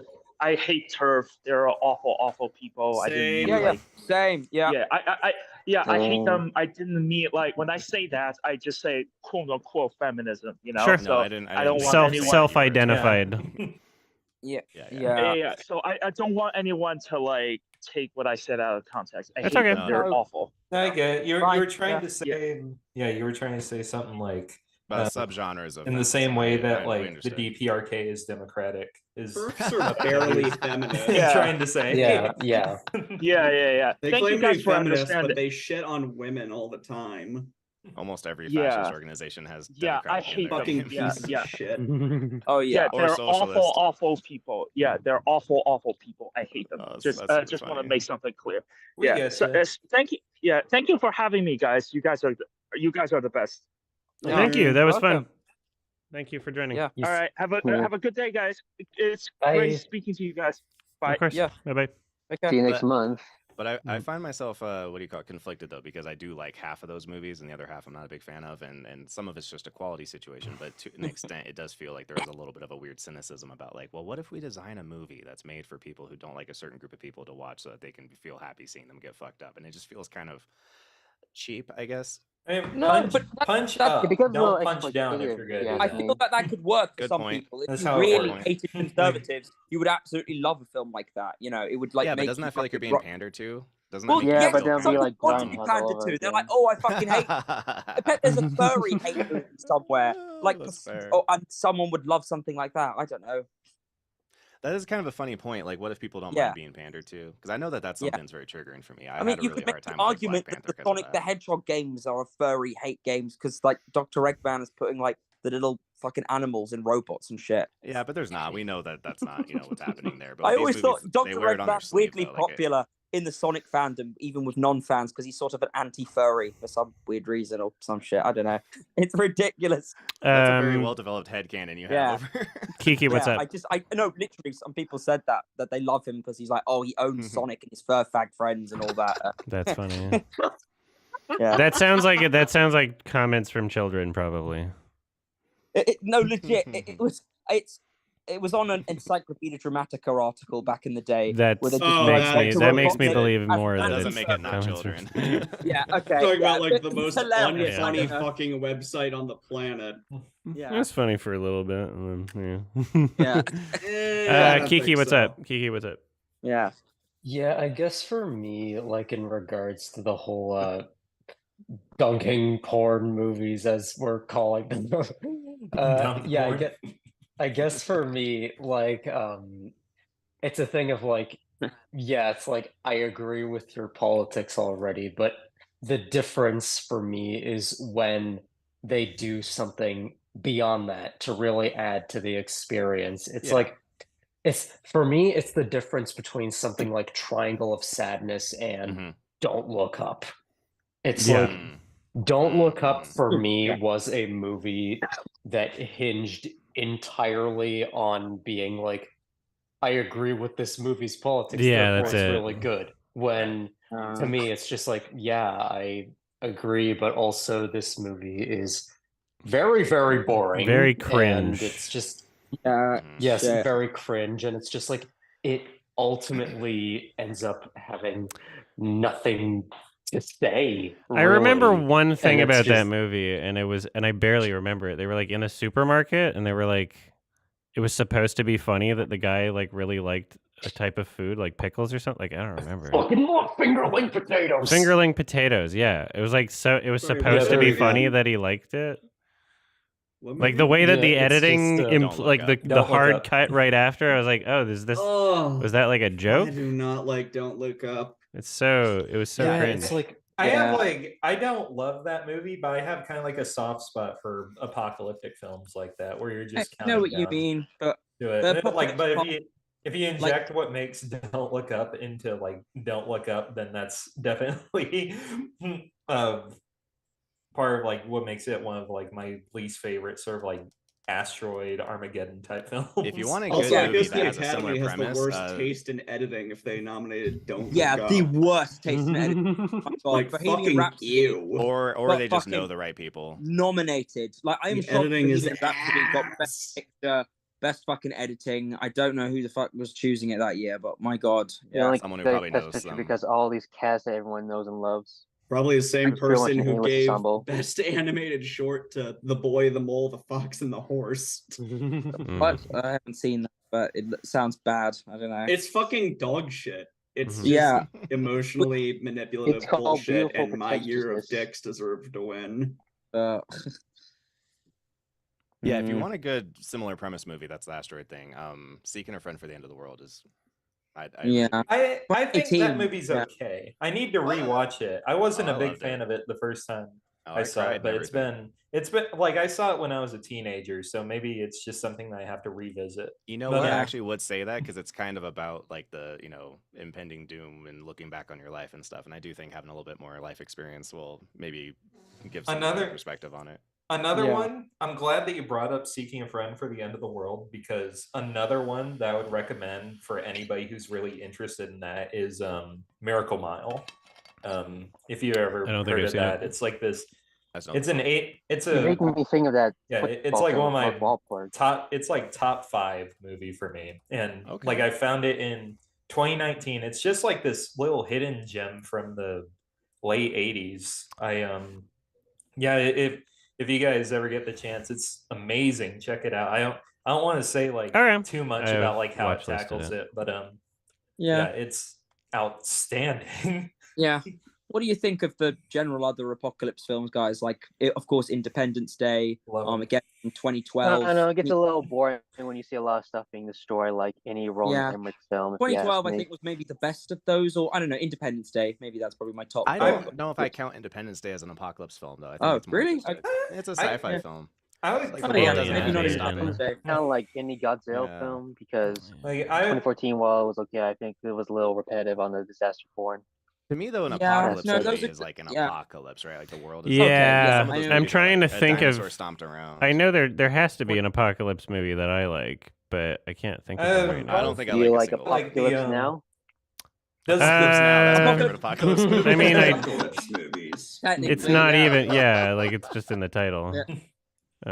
Apocalypse. Wow. 2012 is possibly the only last one I remember kind of liking. I know being memorable in any way. I don't know. Could we count zombie apocalypse? Yeah, like movies? it. Oh yeah. Yeah. It Okay, Comes at yeah. Night is like totally. a good movie. Okay, 28 Yeah, I was days a later. fan of that then? one. Children of Men. Zombieland? There we That's go. okay. Children of Men is one. Children of of them. Men, Oh, yeah, yeah. you're right. You're right. Does you're right. 28 days later count? Yeah. Yeah, That it- was the end of the yeah. world of the UK. Wait, Actually, does I Stalker would- count? Does Stalker count?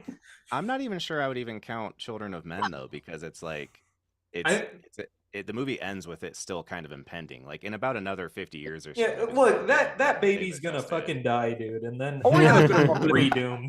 Did That anyone ever baby. see the movie? Should I what say was that it? I recommend everyone to watch what was it, Anna and the Apocalypse? That's also an apocalyptic movie that Oh, another still good with one. I zombies. recommend. It's animated. Did anyone ever watch a film called Nine with like these I little love Nine. Yeah. I I love got Nine. around I've to it. heard Part of about it, but wasn't able to finish. It was amazing remember for the it being time. decent. Directed by Henry Selick. Yeah, it was good. Excuse You know, for what it was. Was it Henry It Selick? was basically a Tim Yeah, Burton Henry I thought- Selick. Everyone project, I thinks it was believe. made by Tim Burton. Another but one of no, he was those? just co-producer. Yeah, Henry yeah, Selick yeah. made. Nine. Has Tim in Burton ever made a 2009. movie? Yeah. No. I mean, he's Okay, Selick. no. This was directed by Shane Oh. Acker, not Henry Selick. But Tim Burton takes the really? credit for it. Yeah, yeah, that's. Tim Yeah, Burton of course, just like he does steals with every everything. movie, puts his I name think on Burton it. is the- 9 was before the whole Tim indie Burton is the animation boom that's happening right now. Thomas Edison. Because of Thomas the whole Edison, a film. Just Yeah, right. guy swoops who in. gave He's him short really films and not made his even feature that film. great. Oh, come on. Yeah. Yeah, I don't like, Adam, that you thought Tim Burton was the most overrated director on your, like, on a Oh, he's up on there. a I mean, last he's one. Yeah. he's up He's there. He He's up is there. pretty Maybe fucking not the most. overrated. I think Zack How Snyder's many gonna be, but directors? I think he's How up many there. directors are a household name that, like, have only made a couple good movies and just a bunch of bullshit? He gets praised for Nightmare Before Christmas, but he didn't even fucking direct No, it. look at all the other great. He made Ed Wood. He made. I like Yeah, Ed he made Wood. some good movies a long time It's ago. like his Tim Burton least movie talked was about probably movie, Breaking though. Weenie, but that was a It's like the stop motion most. film. That's why I Sweeney respect Todd Quentin is a great Tarantino's musical. I don't choice to care. Johnny retire Depp before he was doing starts pretty making a bunch well. of bad movies. I think don't know. that Tim Burton his Yeah. name is so attached to like almost a style or genre where he gets a lot of name recognition even though he hasn't done anything like special in a long time. His last good movie was like Burton-esque Sweeney is like a Todd. real word, you know. Everything is What? Yeah, you're slanty. probably right. I mean, these days Tim Burton feels like a studio for hire thing, where the last one, like I said, is agree. Frank Mooney, which feels more like his story, really. He did Well, so Big does, Eyes. He who did played Opie the in Home Andy for Griffith's show? Peculiar Children, and he did Wednesday. Isn't that Netflix Wednesday thing directed by him? He directed some of the Yeah. episodes, but I don't think he's involved with it, I believe. Oh, okay. Oh yeah. Well, I guess living up to his name, not fully involved. Wednesday, more like Midsday. Damn. Hey. It is the middle of the who week. was Ron Howard. I think Ron Howard's another total modern like studio for hire guy. They just Yeah, never but bring him in to come make. like he's not as household of a name as Tim Burton. There's No. so few No. household director names. Quentin Tarantino, Yeah. Tim Burton, fucking M. Night Shyamalan, Martin Scorsese, and like what? Steven Spielberg, Spielberg. Yeah. George Lucas. Spielberg Lucas. for sure. Lucas. No, it's sure. True. It's like Lucas you is get the lame. But Lucas, If you I watch would all say of Iron Man, Lucas people know. is like just Lucas among gets like a lot- Star Wars. I don't even know if I would say like the average person, if they don't consume Star Wars, knows who George Lucas is. Oh Like no, the no, average most people non-film- I guess to be know fair, Lucas, he's yeah. No, like, come on. not Star Wars even- is so ubiquitous. that I people know He was said a that popular doesn't watch director, Star and Wars, he's been though. slammed like Oh, that so doesn't- many oh, times okay. lately. No, but I think Hewlett fans are correct though that it is so ubiquitous. It has Yeah, become, Star like, Wars that is so level of huge. Like, oh, he mainstream. only made Star The Wars. Like, prequels yeah, were- Star Wars is fucking gigantic. The Everyone prequels were knows. I deeply feel like, embarrassing. yeah, I don't know. Yeah. I would say more people know who Lucas than know, Steven like, Spielberg Coppola. is than George Lucas. That's for Yeah, sure. everyone knows Yeah. Spielberg. I would also I'd say agree with people that. know roughly about. They know who Lucas is. Yeah, he's pretty much on the Even same if they level. haven't I'd say. seen the movies, they at least know. Wes They probably Anderson heard is us complain becoming a about him household enough. name at this point. Yeah, he's Yeah, up there. and I'm so happy about that. He's very Well, it's mostly not- his style that everyone's getting Exactly. associated with. Yeah. I would Yeah. love another Very- Wes Anderson I'm getting animated very movie. one-trick pony. I think Yeah, that's Wes like Anderson my, is- them now. I don't know. all I my think favorite Anderson movies are like Fantastic Mr. Fox and Isle of Dogs. So like Mhm. the Oh, animated I'm still ones. Royal Yeah. Tenenbaums, Well, I but think it's we because know I I think why. feel Noah bad for Baumbach Isle of helped him with Dogs. that It was a one. great film, but it wasn't commercially successful in any way. It just kind of like just came and it went. It hasn't Fox made a big Searchlight decided that it wouldn't be. Also, they kind of just let that happen. I'm Yeah, really Fox excited. Searchlight is Them. so fucking. Oh my god. I'm really Yeah. excited for Wes Anderson to release his stop motion Holocaust movie, like as per the leaked audio. Oh god. Yeah, Yeah, it's a shame What? because, like, yeah, I agree. It was a 9 out of 10, not quite a 10, but like, it all just went by, you know. And I've talked about I this a don't know. lot recently with that of a lot of really great movies. Some of it does just come down to marketing. It's like when you show it to anyone, they're always like, "Oh, this is incredible! I wish I knew about it." And so, Yeah. some of these, it's like, well, these kind of original, smaller movies, they just don't have mass appeal. And it's like, do they not have mass appeal, or is it just that it's the studios don't believe in them, so no one ever hears about them, and then they pass under the radar, and you're like, "Yes, the best yeah, movie no but one ever like, saw." Wes Anderson already made. I mean, don't know. Was Fantastic Mr. Fox also not commercially successful either? They know. also He's kind of also- decided that No, one wouldn't no. be. Fox Searchlight keeps not properly distributing or advertising his films. I That would sucks. argue though that when it comes to Anderson specifically, that his movies are at best case never going to be completely mass appeal. You know, like I think his most accessible movies are still not like something my dad would watch. What is his most I mean, he still commercially makes successful profits movie? on like Grand physical- Budapest. I think Oh yeah, Grand Budapest. Yeah, Yeah. that makes, yeah. Yeah, that or Yeah. Tenenbaums as far as like legacy and people know about What's the them. recent one he just released with like all of them? Asteroid that they were City like, and basically a couple of Asteroid films City. that the Roald Dahl Or right, like walk around Walmart and ask people who knows about Asteroid City, you know? Yeah, I didn't see Asteroid City, and I didn't even like French Dispatch that much. Oh Yeah, wow! heard I like mixed parts reviews of on it French for sure. Dispatch. Yeah, So we're I gonna liked the prison story, but Yeah, we're gonna go through everybody's questions one by one and then end it because I gotta do some stuff. Sure. I might be doing some streaming stuff later. I don't know. I need to figure out what I'm doing. Can you react to shit? I was thinking I might want to do that because I Awesome. might. Yeah, I was on my phone talking with the house people, and so it's like I might be moving soon, and so I got to figure my shit out. So, all right, Kiki, what's up? Can I go at the end, please? Sure. All right, Jay, what's up? Thanks. Well, Adam, since you've been reviewing a lot of movies that have a bunch of classic filmmakers, whether it's Wes Anderson, Scorsese, David Fincher, and Coppola, I'm surprised these films from these directors are, as usual, are critically acclaimed. But for you, for something like, say, Killer of the Flower Moon, you think it's kind of mediocre. And recently you reviewed The Killers from David Fincher, and you gave it like a bad review, from what I understand. Yeah, well, I mean, not to delegitimize anyone's opinion or anything, but like, I feel like some of these movies, if you took away the director's name, I don't know if people would be as hyped about them, like The Experience. You know, not saying they're objectively bad. And I gave Killers of the Flower Moon a 6. We just released the podcast episode today where we talked about it on Sardonicast. If you want to hear extended thoughts, Alex and I talk about it a bunch. But yeah, I mean, there's some directors that have disappointed me a little in the past couple of years. I assume it gets a little repetitive with something like Scorsese doing the same thing, right? Scorsese is he just it's a pacing issue, really. It's the biggest issue. Like, there's no reason why it needed to be 3.5 hours long. It's just I understand. It's not a bad movie. It's just not worth watching 3.5 hours for. If I want to watch a 3.5 hour long movie, it better be a fucking masterpiece, you know? Yeah, I had the same thing with Wes Anderson's Asteroid City, which I like, but also I feel like it was relying on the same tropes that I already understand from his previous films. Yeah.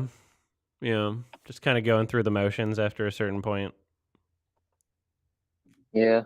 But still a great year for all these classic filmmakers making classic films, Yeah. as they say. Yeah, still, you know, rather have them making films than not making films. Neil Breen made a new movie, right? Oh, wow. It was a masterpiece. It was a masterpiece. I wanted to see it, but I was too late to get tickets. I mean, it still might be playing. I don't know. Let's check his Twitter. I've been like, I have Neil Breen's tweets on notifications, so I can find out if it plays in Minnesota again. Yeah, it's playing throughout November. He might be adding. Yeah, who knows when he might just add new screenings throughout, but who knows? Maybe you could just catch up in his Apple Original streaming service. Yeah. If you even Is know this Apple stuff Plus. available anywhere on streaming? I couldn't find it, or you can only get it from his weird website. Some of his movies you can buy on like iTunes or YouTube, but I don't think you can stream them. Fateful Findings and Twisted Pair are available on VOD. Yeah, now. those are his two best. Good. Okay. Is Those it are on his Tubi? two best films. I assume Neil Breen films are in Tubi's these days, right? Because last time I checked, it's on like Internet Archive because why not? Yeah. Chad, what's up? So the Daniels made Everything Everywhere All at Once. One of my new favorite movies, and the Rousseau brothers happen to have been some of the producers. And that has started a conversation around the idea that because they had such connections with Marvel and having Everything Everywhere at Once come out as a good multiverse movie versus the Doctor Strange movie, that there's been, speculation or kind of some wish fulfillment of it would be cool if maybe that connection would lead to the Daniels having a Marvel property. And I'm curious if anyone would be interested in that, or if they would think that what I think, which is that Marvel would just completely crush their creativity anyway. I mean, yeah, when you make a Marvel movie, you're not really allowed to make. When you make a Marvel movie, you're not really allowed to make your ideal movie. You're kind of playing ball, and gets you money, and it can, if your movie's successful, then it can help more easily fund your next project even. So it's not like a downside career-wise necessarily, but Right. I mean, Unless you're remember what happened Johnson. to the dude that made Captain Marvel that before they made Mississippi Grind, that was an Adams YMS 2015 list. So I'm not even sure what they've been doing ever since then, or at least most filmmakers who's doing these sort of Hollywood botch jobs, as I call it. It really depends on the director, and I just feel like the Daniels, like, I think their time is better spent doing their own fucking things, and I think that with who they don't need to make a fucking Marvel movie, they just won Best Picture, so they'll get their next project funded pretty easily. They made one of the most successful movies of that year. So. I mean, recently they did a contract with Universal, which I think it's the same deal that they're doing with Jordan Peele. So I hope they're getting all the control they need with such a big studio in their head. Yeah, their time is better spent doing their own creative projects. Yeah, for sure. Cool. Olivia, do you have anything? Do you like my Sona? Yes, it's animated very well. Cute. I think that's cool. Thank you. Yeah, so sorry about your friend that lives in Ukraine, I believe. Yeah. I hope he's doing well over there. Yeah. He's trying. Tate, what's up? Oh, I don't really have any questions. I guess I would say, just like, I know it's been like several months since I was able to come. In fact, it's another chance thing today. I work at a job where I work outside, and I just got rained out today. So yay! But good timing. I mean, lots of cool stuff has happened. Like I don't know if you saw on Twitter, Adam, but recently Don Hertzfeldt was signing Blu-rays of World of Tomorrow, and It's Such a Beautiful Day, and I got some copies of those. Nice. Yeah, I love his stuff. But also, probably the coolest thing movie related that I did was I went to go see like the new remaster of Stop Making Sense when it was in theaters. Yes. I think like last month. And I went to see it twice in the same day because the first time was with maybe like 5 other people in the theater. It was a Monday evening showing, so not very many people really feeling it, I guess. But after that, I realized there was another screening like half an hour after, so I just bought another ticket and stayed behind. Had the entire theater to myself, and I just ran and danced and sang to it the whole time. Nice. You were making flippy floppy. That might have been the first time I've ever had a theater to myself, and it was like for the best way possible. I like an empty theater. Depends on the movie. Depends on the movie. Sometimes I wish there's a crowd. If it's like a comedy movie and I find it like kind of funny, I'm like, damn, most people would be laughing now and it would be fun. I mean, that's I miss it. kind of the reason why that if you're the only one in something that's kind of pretty good, that there's a 50-50 chance that you're better off with a crowd, especially if it's gonna be like a bad movie. Or it depends on the movie. I have had some like weird experiences where like, I'll be enjoying a movie and it's like I think like, was it Force Majeure? I don't remember. It was like it's a dark comedy, and there's a lot of things that were happening in the movie that weren't even attempting to be explicitly comedic, but it was a packed crowd at a film festival, and I guess like just the Canadian audience just thought that their accents were so funny or something. It was like every single line, it was like wah, even though they weren't making jokes at certain point. I was like, what did you find funny about that part? Was it the Swedish accent? Was it the Swedish accent? Is that it? And I just got kind of confused. But it was still a great movie, and it was kind of a weird film experience, but it happened. Oh, damn! One other cool thing I remembered. Go for it. At the right before Halloween, I went to a early screening for The Holdovers. Alamo was doing a special event for it, and the guys there printed out a lot of like cutouts of Paul Giamatti's face when there's like a close up of him with the lazy eye look. Yeah. And after the movie was over, I went through all the seats to see like which seats had, because they had one for almost every seat, and I think mostly for people who showed up. And I took all the ones that people left behind, and I just decorated my hallway with them. Nice. God. That's great. Down there. That's weird that they did that. It's Alamo, dude. You know how they can be sometimes. I haven't been And to they, Alamo in such a long time. Shit, I got to do it. And they had a recipe there. You know, like sometimes they have special event like treats or drinks or stuff for them. They had these little placards with a recipe on it for Cherry's Jubilee, which is in the movie. And since I'm used to them having special things, this isn't something they were actually serving, but I asked them like twice, like, excuse me, can I have this to eat while I'm watching the movie? And they're like, oh, the first time they're like, okay, that sounds good. And then the second time they're like, oh, we're not serving that. This is just a thing. And I was really embarrassed because I'm like, that's something that they do pretty often. Like I remember having like the special sangria for climax, and then they just do something like this. Funny. And sangria for climax is terrifying. Oh yeah, the president spiked with acid and we're screening. Yeah. Like the normal amount of weird. All right, Hewlett. Oh, thank you. Yeah. What would you say? I don't know. Maybe in recent years, what are the most uneven films you've ever watched? Like, has there ever been as any an films uneven where emotion? No, I mean uneven in quality. Like, has there ever been a film where you were unable to give like a score out of 10? You just had to give like a question mark because it was just so out there. I always managed to give a score out of 10, but sometimes. Let's see. I think I remember feeling that way, but so like Aggro Drift is a weird one because it's just a stupid troll movie. Yeah, Aggro Drift is a weird one to give a rating. If you look on Letterboxd, it's like all over the fucking place, right?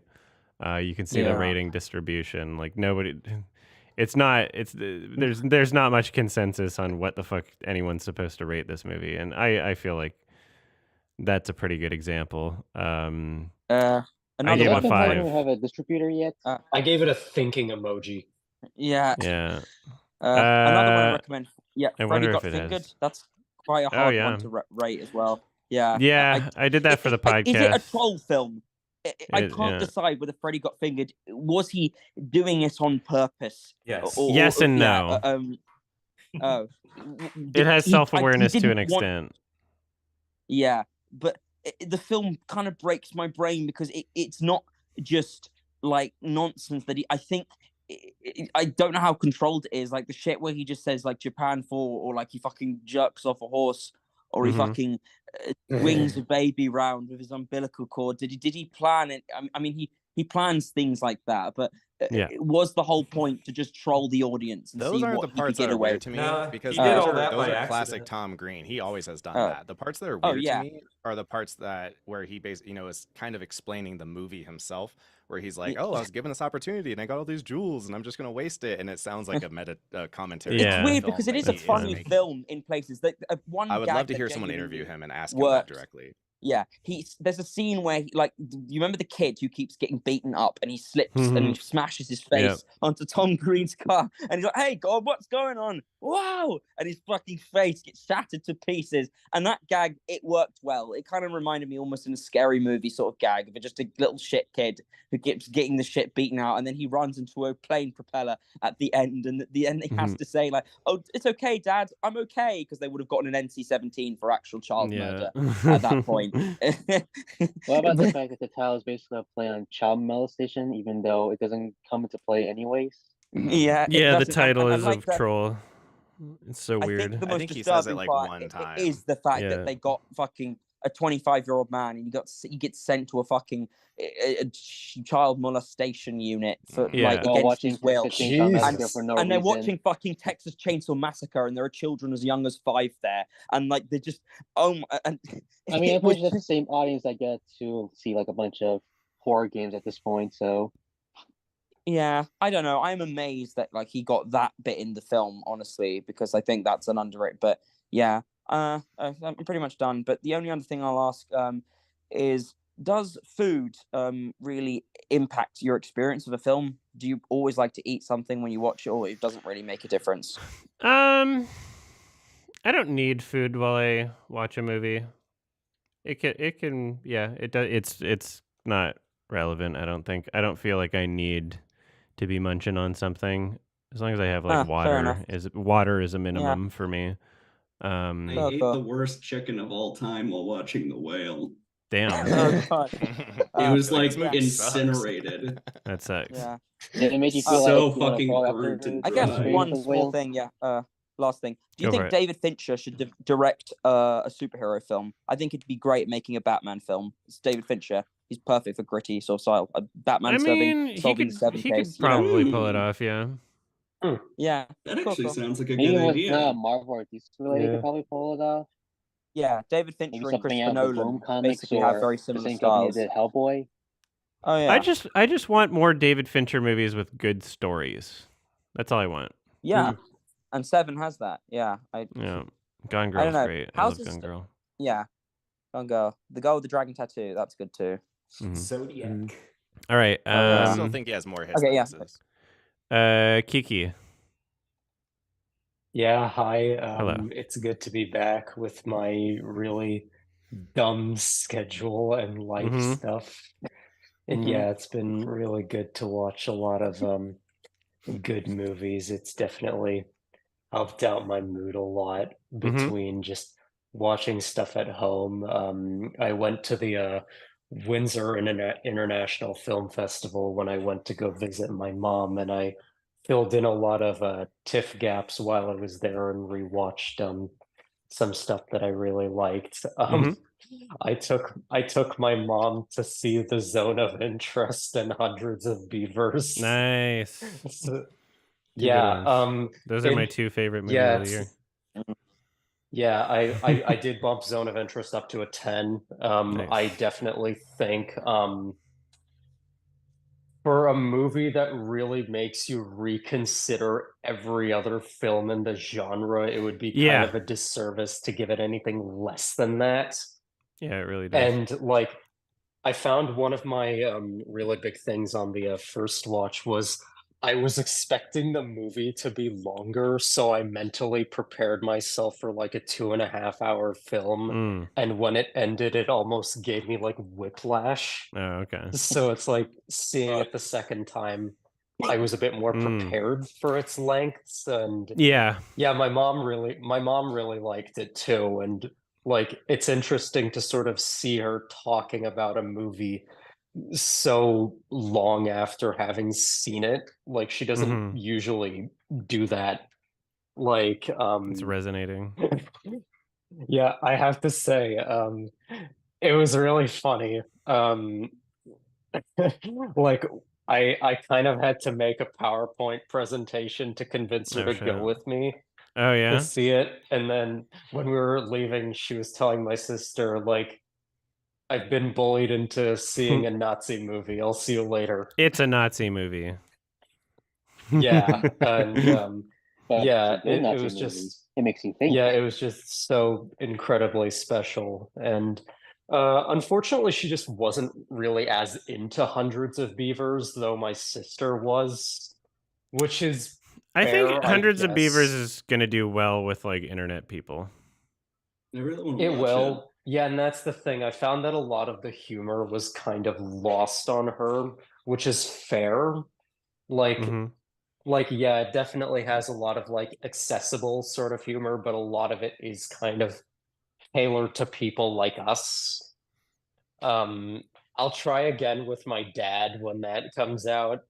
Yeah, but yeah, there's also like the Looney yeah, Tunes and slapstick fucking angle. yeah, too. and I'll see how my grandma reacts to that one, especially considering like there's not a lot of dialogue and she doesn't speak English, so that might be really interesting. And just true. going through Yeah. a bunch of the stuff that There's, I like, bought no during the dialogue. Criterion sale. It's like I've decided that I don't want to build up my backlog too much anymore with those, especially since it's easy to go overboard. Finally seeing the Three Colors trilogy was pretty interesting. Yeah, I have to do and that I was at some point. Yeah, I was surprised by how all over the place I was with that trilogy. Like, I gave Blue a 'Cause they're Blue a different 7. movies. Yeah, I gave Blue a 7. There was a lot that I liked about it, but it did have some issues. White, I gave a 5. Yeah, there was just the through line of the film. I don't know if this counts as a spoiler or not, but I felt that the film was a little bit incel coded, and that kind of brought it down for me. For White? Yeah. Okay. Like you might see what I'm saying when you like Yeah, see we'll the see. movie. We'll see what happens. And Red was a 10. That was the best one. It was so good. It was so good. And yeah, I guess yeah, I don't want to like keep everyone here too long, but yeah, my soapbox is go see The Zone of Interest. It's meaning to. tied. Yeah, it's tied for my favorite movie of the year. It's been an incredible year for movies. And is it tied yeah, with Hundreds of Beavers or something else? It's tied with Hundreds of Beavers. I also gave Hundreds of Beavers a 10 because that was just incredible. It also has the best action scene I've ever seen in a movie, like unironically. It's pretty great. Yeah. Yeah, the end. Very fun. More so than John Wick. Yes, yes. Like yeah, very when different. you see like that better than final Killer action Bean sequence. Oh man, yeah, I don't know, just part very of my ridiculous sense of humor is I really like when action scenes involve people getting hit by chairs. Yeah. So, yeah, there's some good yeah, there's some just, good action in that movie. It's also very during satisfying. Yes, and also I did notice a for sale sign in the background of one of the sets, so that was pretty funny. Yeah, yeah, it's I think that was intentional. Yes, and they did fix some of the green screen keying. Like they when literally I saw did. That, they literally did. Yeah, and I'm pretty sure you had a huge hand in that, which I found hilarious. Yeah, who knows? Maybe they would have done it anyway. But they did see my video and they did fix it. So yeah. That's funny. Oh, so you're telling me that when we do see 100 Beavers, we don't have to worry about the green screen problem in the first draft? Yeah, there was like a tiny bit of like you could see the outline of keying on like a couple things, but it's not like it ruined the movie or anything anyway. But it does look cleaner. I would say that it is like a good thing to fix.